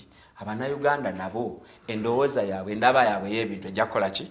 Gwekimanyi tubadde tugenda mu kalulu ka 2021 nga Kenya erina nayo kyetadde mu kalulu ka nuupu. I want to associate that because of the... Of course, nakati ku mikoto just MP wa Kenya bamitaani? Owino. I want to believe that Owino ategedde nnyo ensonga za Uganda because party ndowooza abadde asomera wa. 2 years business here. Naye singa tubadde tetulina mukago guno nga radio ye Kenya ogiwulira lw'oyagadde nga your appreciation of Kenya yezo feeds zolabye mawuli. Maybe bavaayo n'okwekalakasa we bakwata. There is a lot. Personally, mfunye okwolesebwa kwa maanyi nnyo bwe ngenze Kenya n'ensisinkana bwe tukola omulimu gwe gumu era banyongeddeko kinene nnyo. So na kino kye tweraliikirira because waliyo evolution of power. Okimanyi nti at one stage obuyinza bwali mu church. Ne buva mu church ndoza ne bugenda mu balangira n'abambejja. Kati obuyinza buli mu zi companies, multinational companies. As we trade more closely with Kenya, trust me, politics wafajja kuchuka. Because as Kenyan companies invest here katinga banking industry, Kenya has made serious strides mu commercial banking sector mu Uganda. Enteekateeka yaabwe n'enkola yaabwe egenda ku influencing the opinion and the decisions of Ugandans. So in a long run, ebintu bigenda kuchuka. Ojja kwesanga nga Museveni ne Kenyini ajja kutuuka because Museveni is one of the biggest investor in Uganda one. Okay. Specifically the hotel sector. Ndoza in about 80% shares. Kati bw'anaatuuka nga business za hotels ze ziyimiridde ku tourism industry ye Kenya, ajja kuwalirizibwa okubaako ebintu byakola ki? Byagenda ddiriza. So mwami Mayanja guno omukutu mukulu nnyo. Katono nnyo. Mwami Kasule bw'alina kyayogeddeko nti tulina waliwo policies already, waliwo amateeka wali agateekebwawo okugoverninga mukago guno. Naye n'ategeeza nti abakulembeze abamu tebawookinga nato. So waliwo structures zonna that omukago guno gwe zaateekawo okukola ku checks and balances okulaba mateeka gano agateekebwawo gagobereddwa gatya oba oli awo abamu emikago ku mpapula tegijja kukola. Eddagala liri ku domesticatinga the East African integration agenda efuuke ekintu ekya bulijjo mu bulamu bw'abantu. Gwe mukama wange gy'osula ku balirwana abo ku dduuka gy'ogula airtime. How often do they even relate n'ensonga za East African community? Abantu ba appreciating batya nti mu dduuka lye bagulamu mulimu ebintu ebiva Kenya ebiva e Rwanda ate nga bigula sente si nnyingi nnyo n'ebikolebwa wano. Kati nze ngamba bwenti ti omukago gu benefiting abantu nakulaze dda areas abantu already ze ba benefiting naye kati kino echa non-compliance by some members. Okay. Nze ndowooza one kijja olw'ensonga nti naturally these leaders are coming into the integration agenda from a disadvantaged point of view. Because fena tukimanyi nti history wa Uganda wanjawulo nnyo kuwa Kenya. We have lost very many years nga tulwana entalo ez'ekisiru. Therefore tetusobola tambulira ku footing yemu naki. Naye nze ndowooza as East African population kasite neeyongera okutamira ebirungi ebiri mu katala akawamu mu katala akanene, they are going to exert pressure to their kati okyokulabirako ekyamangu. Uganda ebadde ne police ku COVID etafaanagana na ya Kenya. Abantu olw'okuba balinamu ensigo ya East African Community bagambye ffe tuleeta amafuta ewammwe, ffe tuleeta ne COVID. Kati katugalireyo musigale nga temulina COVID, ffe tetubawa amafuta. Nalabye nabbanja bwafubutuka emisinde. And at the end of the day, amaloboozi g'abantu gawangudde because Uganda had to review policies zaayo in regards to COVID. Now, nze kyengamba nti as we get more people okurealizinga amaanyi gaabwe through trade, bajja kuteekawo bagain nga government erina okuhambulinga down etandika okwadayalinga ki. And so crisis ya Kasule mbadde ntunulya mu protocol mulimu okudomesticatinga products nti ebintu ebive Kenya Uganda tuleme birabanga ebigwira. Mbadde nsuubira nti mabega wa protocol eyo twandibaddeko ne East African Bureau of Standards, the East African Consumer Protection Service Bureau. Nti Kasole waffe nga Kenya tennamugoba wandibaddewo mechanism zeyitamu emitendera wandibaddewo ne enforcement protocol. Okitegedde naye nze sinnaba kugamba nti all is bad, it is work in progress. Okitegedde bwe bagoba Kasole waffe, it gave us a conversation to talk about our quality and our systems era nayo tufunamu because at the end of the day omuntu bwana alima Kasole ow'omutindo nge Uganda agula siringi 1,200 ajja kumuteekamu akasente akalala amutwale Nairobi amutunde sinse 3 naye omunnauganda oyo buli wanaasanga okukaluubirizibwa nga ayingira Kenya ye pressure gyagenda oteeka ku government okola uniform policies and programs yayanguyirwa obusuubuzi. So in the long run abantu bajja kufuna amaanyi through trade okukaka government okuadayalinga Mwami Mayanja wenjagalira okubuuza single currency eno inayambako okwanguya ensonga y'ebyobusuubuzi. Naliko Arusha nga nina sente za Uganda, omusajja omutanzania n'azisuule n'agamba ni gasia. Now actually go to Kenya on Sunday. When you have Ugandan money, you will suffer. Because most forex bureaus tezikola. Kati bana abachenjingira ku kubo bo tebakola chi banks tezikola. Kati bana abachenjingira ku kubo they won't receive Ugandan money. Number 2. Ensonga nti wabula kyesinabategeera mwami Kaija kyenjagala nsomesemu. Tugenda kufiirwa kyenkana ki okufuna sente eziri ku wavelength ya Kenya. Because ffe twetaaga esiringisi za Uganda 23 okufuna eya Kenya emu 35. Ntegerekese sente bwe ziba migaati gye tufumbidde Uganda tusaana ebisero 35 okufuna ogwa Kenya gumu. Kakati bwe tuba nga tugenda okwamalgamati nga tufune a common currency sinnaba kukuguka bulungi ku implication yakyo ku muna Uganda because jukira mu wano twalinako currency reform ne tukyusa sente ng'otwala akakadde kamu ne bakuwaamu siringi 7. Kati nange ndi mweraliikirivu nti mu kusuula Uganda shiringi tufune East African shiringi omuna Uganda taasitula akawumbi bamuweemu akakadde awo nkyayinamu obweraliikirivu era nze nandirowoozezza nti government tenaba kutunnyonnyola kimalaawo.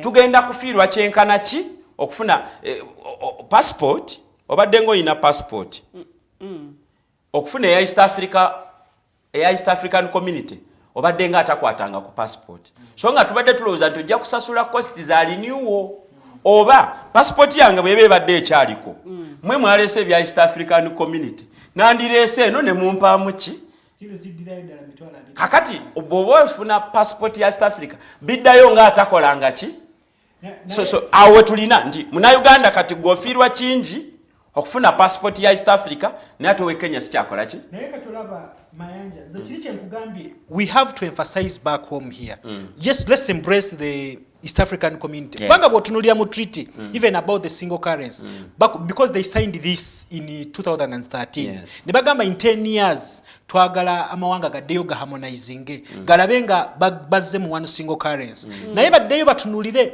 their fiscal policies because you see if you look at the policies tulabe Uganda how have they Kenya ba maintainize batya shilingi yabo kubeera ki okubeera ngeri powerful. That's what they wanted us to do in the 10 years. Naye olaba up to now fe tukyalemedde okukola ki to beat up. I think kubanga since 2013 ne 2022 I think emyaka 10 zikoze eki giyiseeko n'okuyitamu. So ekitegeeza mbu noffe tukyayina ekizibu na wa policy making. Wano wakyaliwo ekizibu na wa policy making because you see mbadde ndaba wano juzi bwe tufiiriddwa mu Tebire nga bakugamba yagezaako kuleeta policies ezagezaako kukola ki yes okujiweereza. So we need more aggressive policies okulaba nga tukomezezaawo ebintu bino kikiddayo ne muli mu passport because you see there is no reason why you would ask for 250,000 omuntu ali mukulu gogambye komyawo passport yo ate na sasula yes ate nga tinaba nakuggwawo kitegera. So it all goes back in policies kubanga ate n'ekirala I think fe because tulemereddwa okulaba nga tutereza those the fiscal policies and the one okulaba nga economy yaffe etebenkedde naye kati ffe buli kimu tukiraba as an opportunity okufuniramu ssente abantu katubasikemu ssente tulabe nga tuterezeza kitu kukakanya inflation n'ebirala. Naye ndowooza bwe tuba tuzzeeyo nga honestly to achieving that one we can achieve it. Ate fena tukyeyagaliremu nga bannayuganda. Nze nganze bwe ntunuulira that is a grey area gye twetaaga okutunulira nga bannayuganda. Naye nze nagamba nina slogan sitera nnyo kwagala kumalira bidde ku muzibe nga mulaga enjovu. Now omupiira njagala gusindika mu spaces mu spaces abantu gye babeera in churches, in political organizations. Tunenya nnyo Museveni naye waliwo naffe bye tuganya okukola deliberately. Go to every political party headquarter. In those group meetings, what is the conversation? When do we have a conversation about the implications of a common currency in East Africa?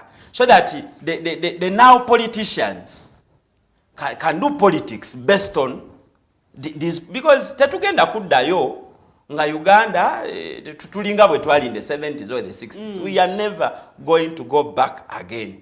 Therefore nze ndowooza nti ne political parties zaffe zitusala ensawo bwe zitukuumira ku Museveni politics ate nga nze ngamba nti tusobola notula wano ne bamubika nga afudde musajja w'emyaka 87 okufa kwe si mawulire. It's not news.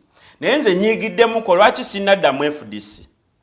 Nze ndowooza nti wakyabulamu nze okunteekateeka okubeera player mu nseegaziye.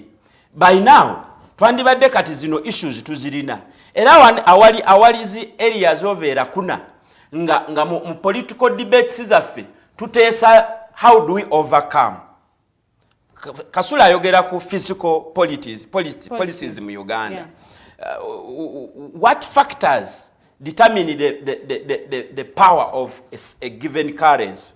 Lwaki sente ze Rwanda, for instance, Rwanda nabo babadde ne state of instability. Naye faranga limu owaye za Uganda meka ndoza bisatu. Rwanda, I don't even know what they export on the world market. Naye currency yabwe ekola ki? Naye ate ye Burundi era bwe bafaanaganya akatogo ate yo nfu nnyo. Congo abasimi ba gold ne diamond ne uranium na biki sente zaabwe nabo tebaagala zitunulako.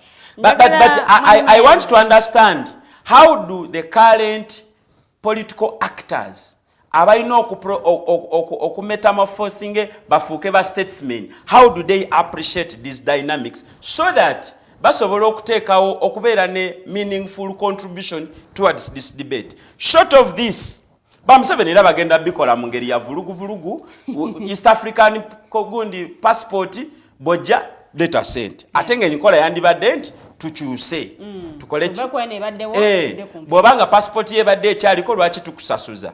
Naye nze nkiddayo nti amaanyi tugazimbe mu bantu, ultimately abantu bajja kushapinga their own destiny. If it is East African integration through trade, abaana abasudaani abasomera wano nze mbaddeko Sudan banjawulo nnyo ku batajivangako muki mu Sudan, and slowly by slowly they are shaping the affairs of South Sudan equally. Bano no change, bano no term limit, bano age limit. They are going to be caught up as Tanzanians flood Uganda, as Kenyans flood Uganda. For me, I have no confidence that suddenly tujja kutuuka yeeyo. Mwami Mayanja tuyanzege kampita iteko mu comments mwami Nixon Nico Nikki ndoza Nico agamba when East African community have one currency, it's the only way how Museveni can duplicate currencies over taxes imposed on goods to and from Uganda for better economy. Owensonga Moti, thanks so much. Come again, what is that comment? Agambye, when East African community have one currency, it's the only way how Museveni can duplicate currencies over taxes imposed on goods to and from Uganda for better economy. It is something that we can reflect on. It could be his opinion, but I would need to hear his justification. Okay. Like I have said, this is a grey area that must trigger conversation amongst the people of East Africa. Kanadala wano mu Uganda ne Burundi. The single currency debate must have started yesterday. So I would want Mr. Nixon okutua justification ye. Why does he think like that?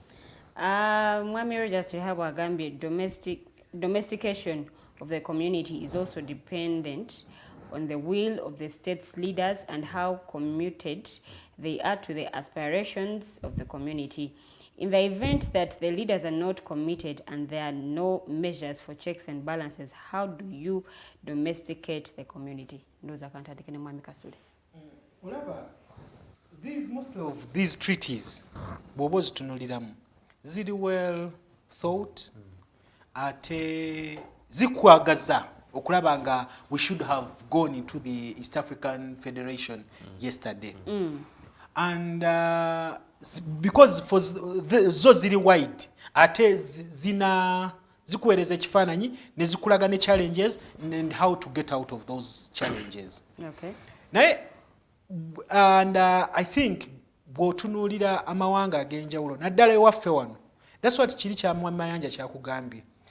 One, tetuwadde budde kukola research, kusoma to get, because you see biri wide, biri spread, biri bingi, byo babitadde wao biri mu mpapula, biri all over, biri on social media, biri on websites and bichi. Naye tetwina gundi eyagalisa Abannayuganda. Fe ekintu kimu kye tuli preoccupied with, kyetukeerako buli ku makyanga Mayanja bwakugambye okulaba nga tujje tutya nakyemalira mu buyinza. That's why some other leaders bakugamba bwe tumala okumujjamu, then we shall go back and reorganize. Actually, that's where it is different with us in the ANT. Kubanga we say let's do both. Leka tu organizing tulabe abekulembeze abagenda to negotiate on this on behalf of the country. How credible representatives in East African legislative. You see, let me tell you this. It's an by the way, let me tell you, I've been in the FDC because of the principles we stood for, because of what we believed in as a party, that all systems must be as transparent as possible. It has always costed the FDC. Even when we had time, the current deputy speaker right now and the Honorable Augustine Ruzindana, twabalondako ne tubasindika mu parliament nga bebalina okupresentinga mu Muyala. Maybe because the system yali nga, I think they were afraid of Augustine Ruzindana to go and negotiate on behalf of Uganda. Nga bamanyi he's a brain gotasobola kubuusa maaso mu ggwanga lino. By sawa 12 we were hearing that bamaze okola ki okunominatinga na buli kimu kyonna ate kiwedde kisiringiddwa abayise mwana opposed. Anga that time it was the Honorable Poker and I think Honorable was it in Mbidde? Yeah. Bakoze eki nga bayise FDC nesigala nga it was by that time it was the leading opposition in parliament. Naye ne bajjayo these minors because balowooza they can go basobola okukikanya na bichibe bakola chibe bagala. So I don't want to discuss our members of the East African Parliament because I know how they come in. Twatwala wano Honorable Ingrid, I think, and it was Ibi Florence. Whatever the Katemba that was in Parliament. So I don't want to go into that. Okay. Because bano abaina chebagala mu East African Parliament, the picture to portray Uganda fana nature, balagembu Uganda fana nature, they have influenced. They have more numbers. They have everything because for them they are not going there because in Uganda attack. Let me tell you, treaties in Soma like this one of the common market. Bakugamba on the common market, buli muntu owa member state ajja treatingibwa equally. Nga gwe mu Uganda eryo okyatunulira mbugundi yani. Oshegera wano waliwo business eziri first. Oshegera wano waliwo business eziri first. Nga bakugamba this is done by this tribe. Fe abasiramu batugamba nga tubeera nnyo mu bucha ne mu kitegeera ne bugundi bwe bityo. Kitegeera nga mukyayina eggwanga erikyalowooza bwe lityo. And countries 10 years ago this treaty, that's when it was put in place. 2010. That's when they signed this. At least we should have started practicing that here. Ngatugamba tewali waliwo equal opportunity.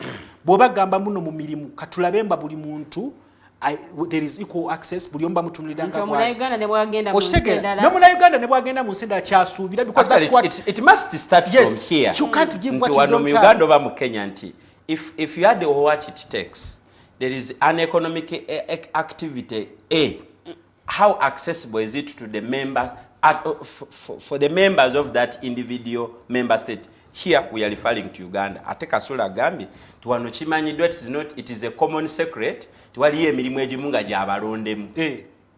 Now expand it to the East African community. Those are the loopholes eziri mu system. So by now we should be now treating those ones. Nga tutunulira treaties zino naye this information is all denied. Mami Kasule, I was following this outgoing Yala house, and in spite of the fact that NRM had numbers, I think the quality of their numbers did not show. How say you? There is a very staunch woman over from Burundi over Rwanda. Kwegamba nti nze ndowooza na kino nakyo kigenda kubumalingira ku NRM as we go forward. Nti bwe banaddira East African Parliament bagitwalenga nga Parliament ya Uganda where President Museveni wali jinja nagamba nze munondera abe NRM ne babeebaka Ugandan Parliament is a political parliament. But the biggest agenda of the East African community is economics. Now, the economic pressure egenda kukyusa ebintu lw'ensonga nti kati debate zifuuse nene single common currency. Tosobola kutwalayo mubaka agenda kubongoota. Abantu bo bagenda kufiirwa. Okiwulira? Ate kati tunula. Bwe tugenda mu full integration kitegeeza munnakenya kujja nagweta. Hello? Gwanga waliwo free movement through everything. Hello, the Voltage program gy'oli mu kulaba amannya go ne gy'osinzidde. I'm Nixon from Hoima. Yes, Mr. Nixon. Yes? Yes, Mr. Nixon, tukuwulira. I'm Nixon from Hoima. I wish to give up my submission. Okay. What I was trying to mean, Mr. Mayanja to give me my submission out. Then what I was trying to mean was only one. Yes, Mwami Nixon. Yes? Tukuwulira Hello? sibina maaso. Hello? Then I was trying to mean it like this. Once the East Africa is one, once the policies are one, it's really just going to achieve what we need as the East African community. If not, there is no way how we can meet this. One, the intelligence in Uganda is different from what? From Kenya. Now, this is in Uganda, just different.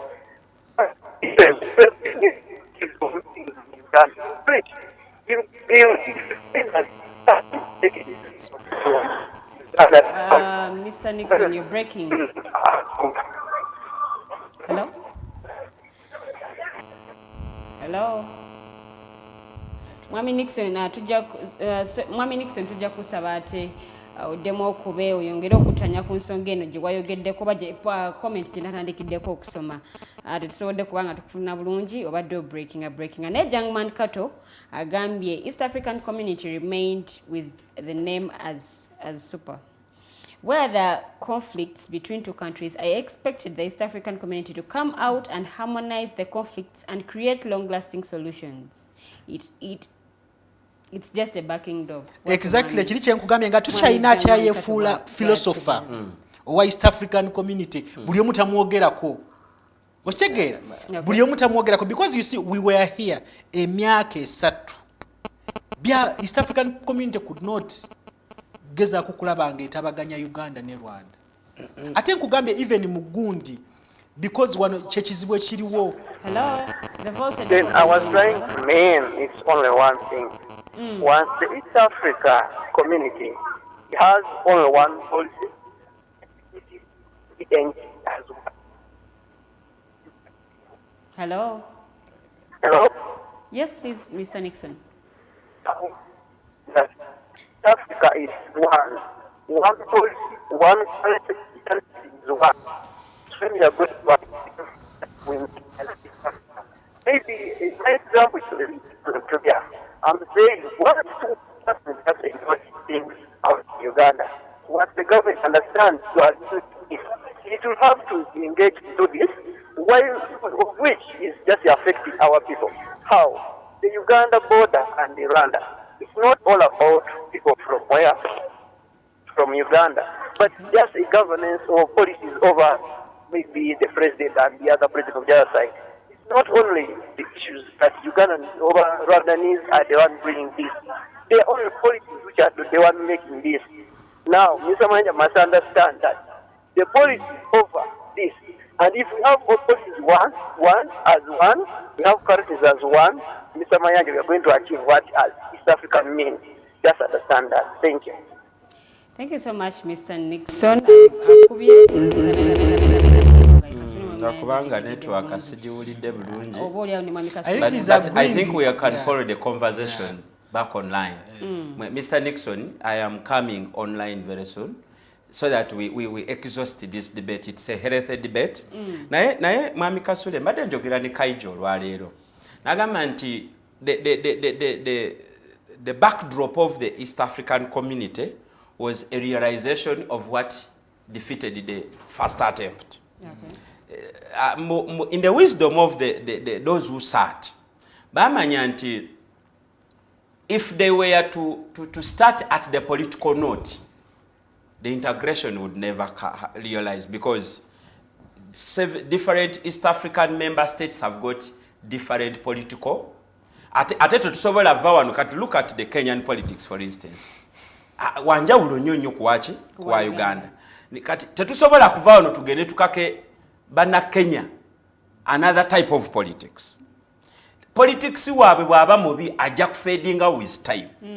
Kati bano ne bagamba nti East Africa bajiwe yingini nga ya busuubuzi. Obusuubuzi bugenda kumaliriza bukole politics owachi owabo. Oyo politics ba Museveni bayinza n'obutabeera ba player. For me that is why nyigira abali mu bukulembeze abataguddewo spaces for this conversation to drifting up to the lowest cadre. Because nkugambye bino wamanga. Nti tubadde wano nga Uganda ekuba sama COVID fe tukwebera ne tukebera. Tebalowoozaako nti okukebera kwabwe kujja kutuuka kwa affecting commodity ate nga ye lifeline ya Uganda. Now, fena tukimanyi nti mu kukebera kwabwe mubaddemu ne politics. Waliwo company nga teyise mu public procurement mechanisms yafuna contract ey'okutestinga at a specific fee. Era mukijjukira nti nawano twalinako mu ntandikwa ya COVID nga testing kits ze Uganda za bbeeyi nnyo okugerageranya ki. Now that is the politics. Ate azanyira mu economics. Kakati bwe tugenze mu kisaawo okuzanya Abanakenya ne bakizuula testi ze Uganda za lutentezi ate ziri costly. Bwe tuvuga amafuta amagoba gaffe gafiira mu tests zino Uganda ebeetunyunyunta ne baparkinga. Museveni zabata planning nti their political games zijja catching up nabo mu byenfuna era ne babakuba. Oba kitegedde. So for me I'm so optimistic nti bwe tukkiriziganya nti debate bibeere byanfuna this bad ugly politics egenda kugwa lwa nsonga nti politics wa Uganda saawa zino ali determined by a monologue of twalwana. Time egenda kutuuka nga ne ba consumer tugamba bw'obanga teweeterezezza ebibyo toleeta. It's a conversation going on in Kenya nti kati all of a sudden Kenya is looking at Odinga alinachi Odinga agatachi ku Kenya Ruto ainachi. There is a lot of healthy debate Kenya eri premised ku byachi kubyefuna nange nzikiriza nti awe tulaga. So we as Ugandans tugulewo emitima gyaffe the agenda y'ebyobusuubuzi egenda kukyusa ebyobufuzi byaffe. Petina Angel Wanga agambye watching from Bulindo. Petina webale nnyo kubanga kwoli agamba I love your positivity today Mayanja, keep it up, let us have hope. Nayongera nagamba the East African community is now portrayed as a photo-taking the East African community is now portrayed as a photo-taking events, enjoying the tea together as heads of state, but not even fruitful. Imagine the level of human rights violations in Uganda. As one of the members in East African community, they missed even making a comment and or make a statement to swala. There was a very serious debate. Nga abagala East African community bamaze okubeera convicted of the benefits. Nga batunulira the cost. Tactfully basalawo nti politics yajjo sembayo. Because bw'otandika ne politics tebitambula bye byagisuula luli. Therefore for me I think it is a calculated move for East African community member states to go slow on political affairs of. It's only Museveni who is trying to go to Kenya. Nera Kenya mga bino bya Kenya bino byachi. Okay. Nayenga nti the magic mu kwolesebwa kuno nti bwetu ono politics ali rudimentally watu atere mbundu tasobola kubeera politics agenda okudefininga a modern state. Kakati bo balowooza nti obusuubuzi nga bugiddwawo bottlenecks zonna bujja kushapinga politics fena gwe tukkiririzaamu. Maybe nze wengenda okwawukanira ne mwami Mayanja wewe ng'ensi tuli mu globalization. Yes. Ng'ensi ekula oba Museveni ogaddewo board oba okoze eki Ugandans can still trade because everything is now digital. Naye nze kyeŋŋamba kiri bwe kiti I think ekiganye the East African Federation okulaba nga etekinze route because you see the speed because amateeka wegali baga most of them baga signing ne bagaweereza amawanga okola ki oku evolving ga transiting gatekeba mu nkola no ga transiting gakyuse policies zaabwe gakole ki it goes back to us home. Okay. Each individual state tutulire Rwanda how is it approaching it okulabanga a transitinga okulabanga take because you see amateeka gano bagakola ne bagaweereza most of them bagaweereza 10 years to go back and make reforms, policy reforms bakole biki naye ffe twetunulire tutuuseewa because olabye wano kye passport netugamba bwe tutuuse okukyusa passport kati kyo kituuse okutekinga route naye omuntu bannayuganda bangi abalemereddwa. Me I have someone today called nga mugamba please send your details waliwo omuntu mukyala wange ng'oli agenda mukolera muyamba filling those forms naye n'agamba it's a long process nze mbadde manyi ninga afuna passport empya n'akola ki n'abeera mugayavu omukola ki. So amateeka ge tutaddewo because of different reasons which are political ge gakyakikoze ki ge gajja tulemeseza. So comment eno ate nga maliza ng'ogenda kusoma comment nze nakwata ekigambo kimu from Dr. Besigye ng'agamba amateeka tegafuga politics. Okitege? Politics yakola amateeka. Politics yakola amateeka. So if our politics is still bad, kigenda kututwalira akaddi. Ati kati Kasule the question I keep posing jotaddamu.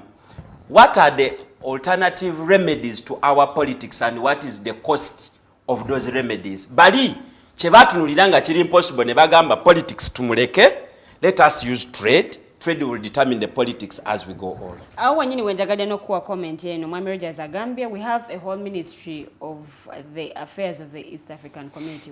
What is it doing to standardize our materials we sell in the regional market so that we can equally compete? I think fenga Uganda ministry actually ebaddemu ebizibu Mwami Museveni atera gya pointingamu people who are abalinga ye abali ku myaka gye mwali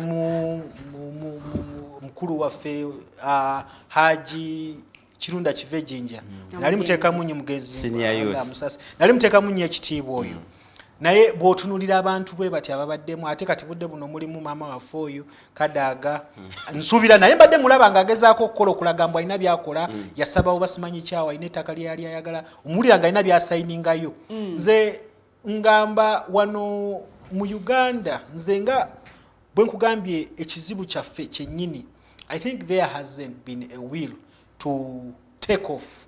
Okay. Mu policies okulaba mu policies kwa minister ajja kubaawo naye nga policies ezikoleddwa tezitufavoringa nga ne bwaba agitatinga naye nga wane ebintu tebikoze ekitebikoleddwa. That's why I've told you I think we need to go back Jakukanya na Mayanja, let's talk about these issues.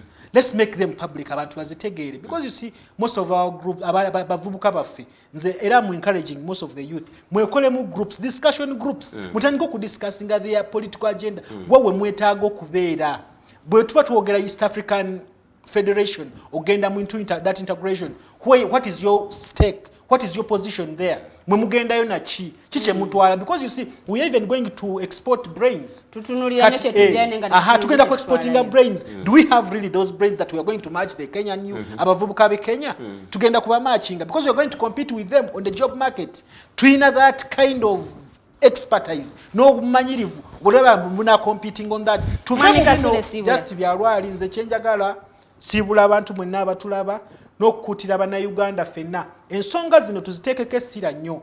Let's not limit ourselves in kino kimanyi bw'oba tokimanyi gende wa Mwami Mayanja mu discussinge mutunulire ebintu bino tuleme okutunulira just okuba kintu kimu mbwajja genda kyokka leka tutunulire yes ajja genda naye we want to take this country somewhere else. We want this country to compete on the global market. We want this country Uganda naffe tuveeyo tulabibwe nga abantu abasobola competing on the global market. So mbeyanziza nnyo mwebale nnyo kulaba the alternative digital ate tubeerengako bakugambye waliwo ebigundi bya Valentine promotion naye Valentine sigimanyi so abagimanyi bannange musindike message mulabe nga bwe mwetaba mu kintu ekyo.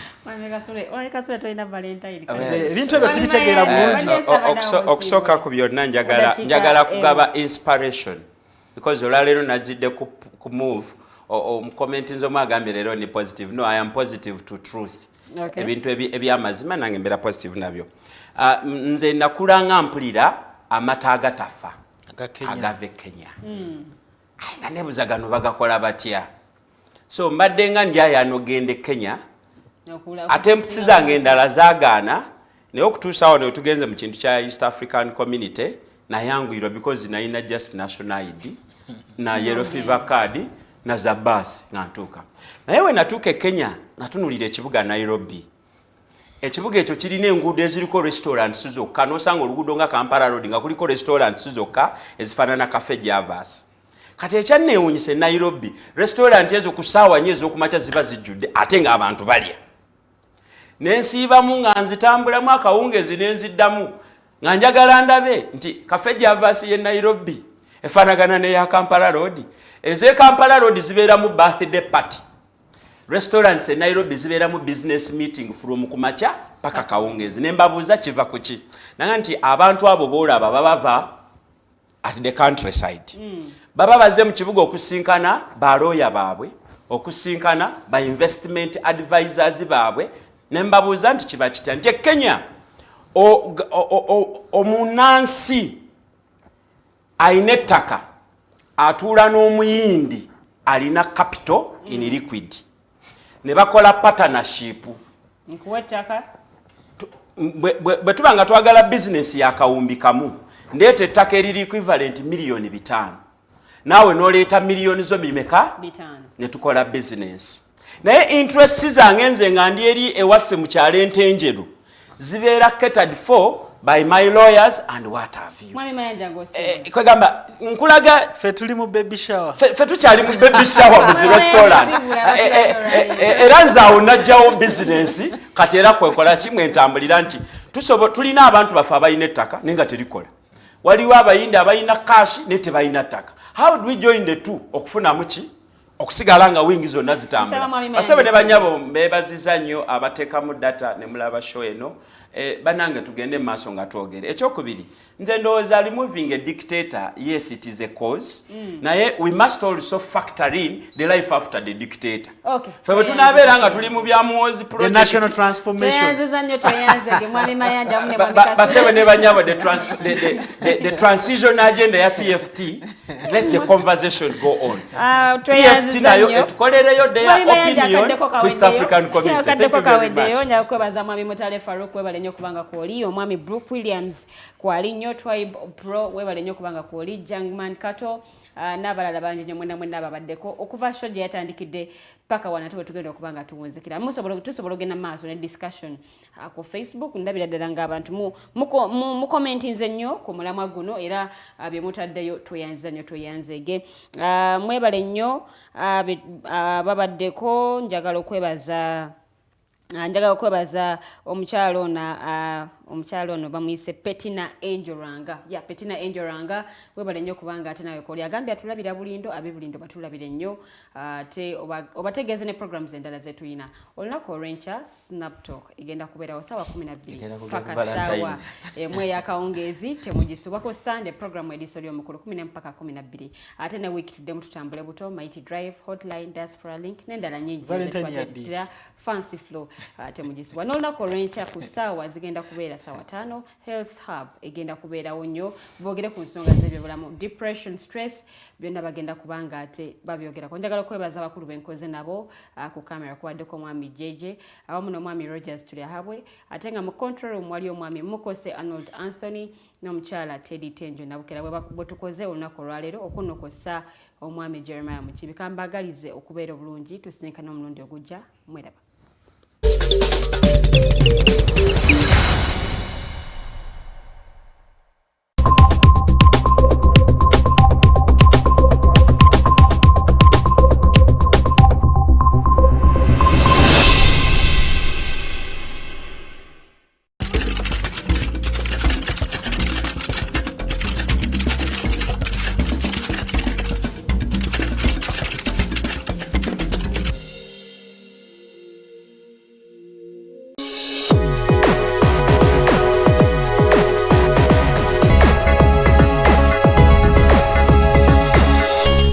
Alternative Dig Talk. Real issues, real talk.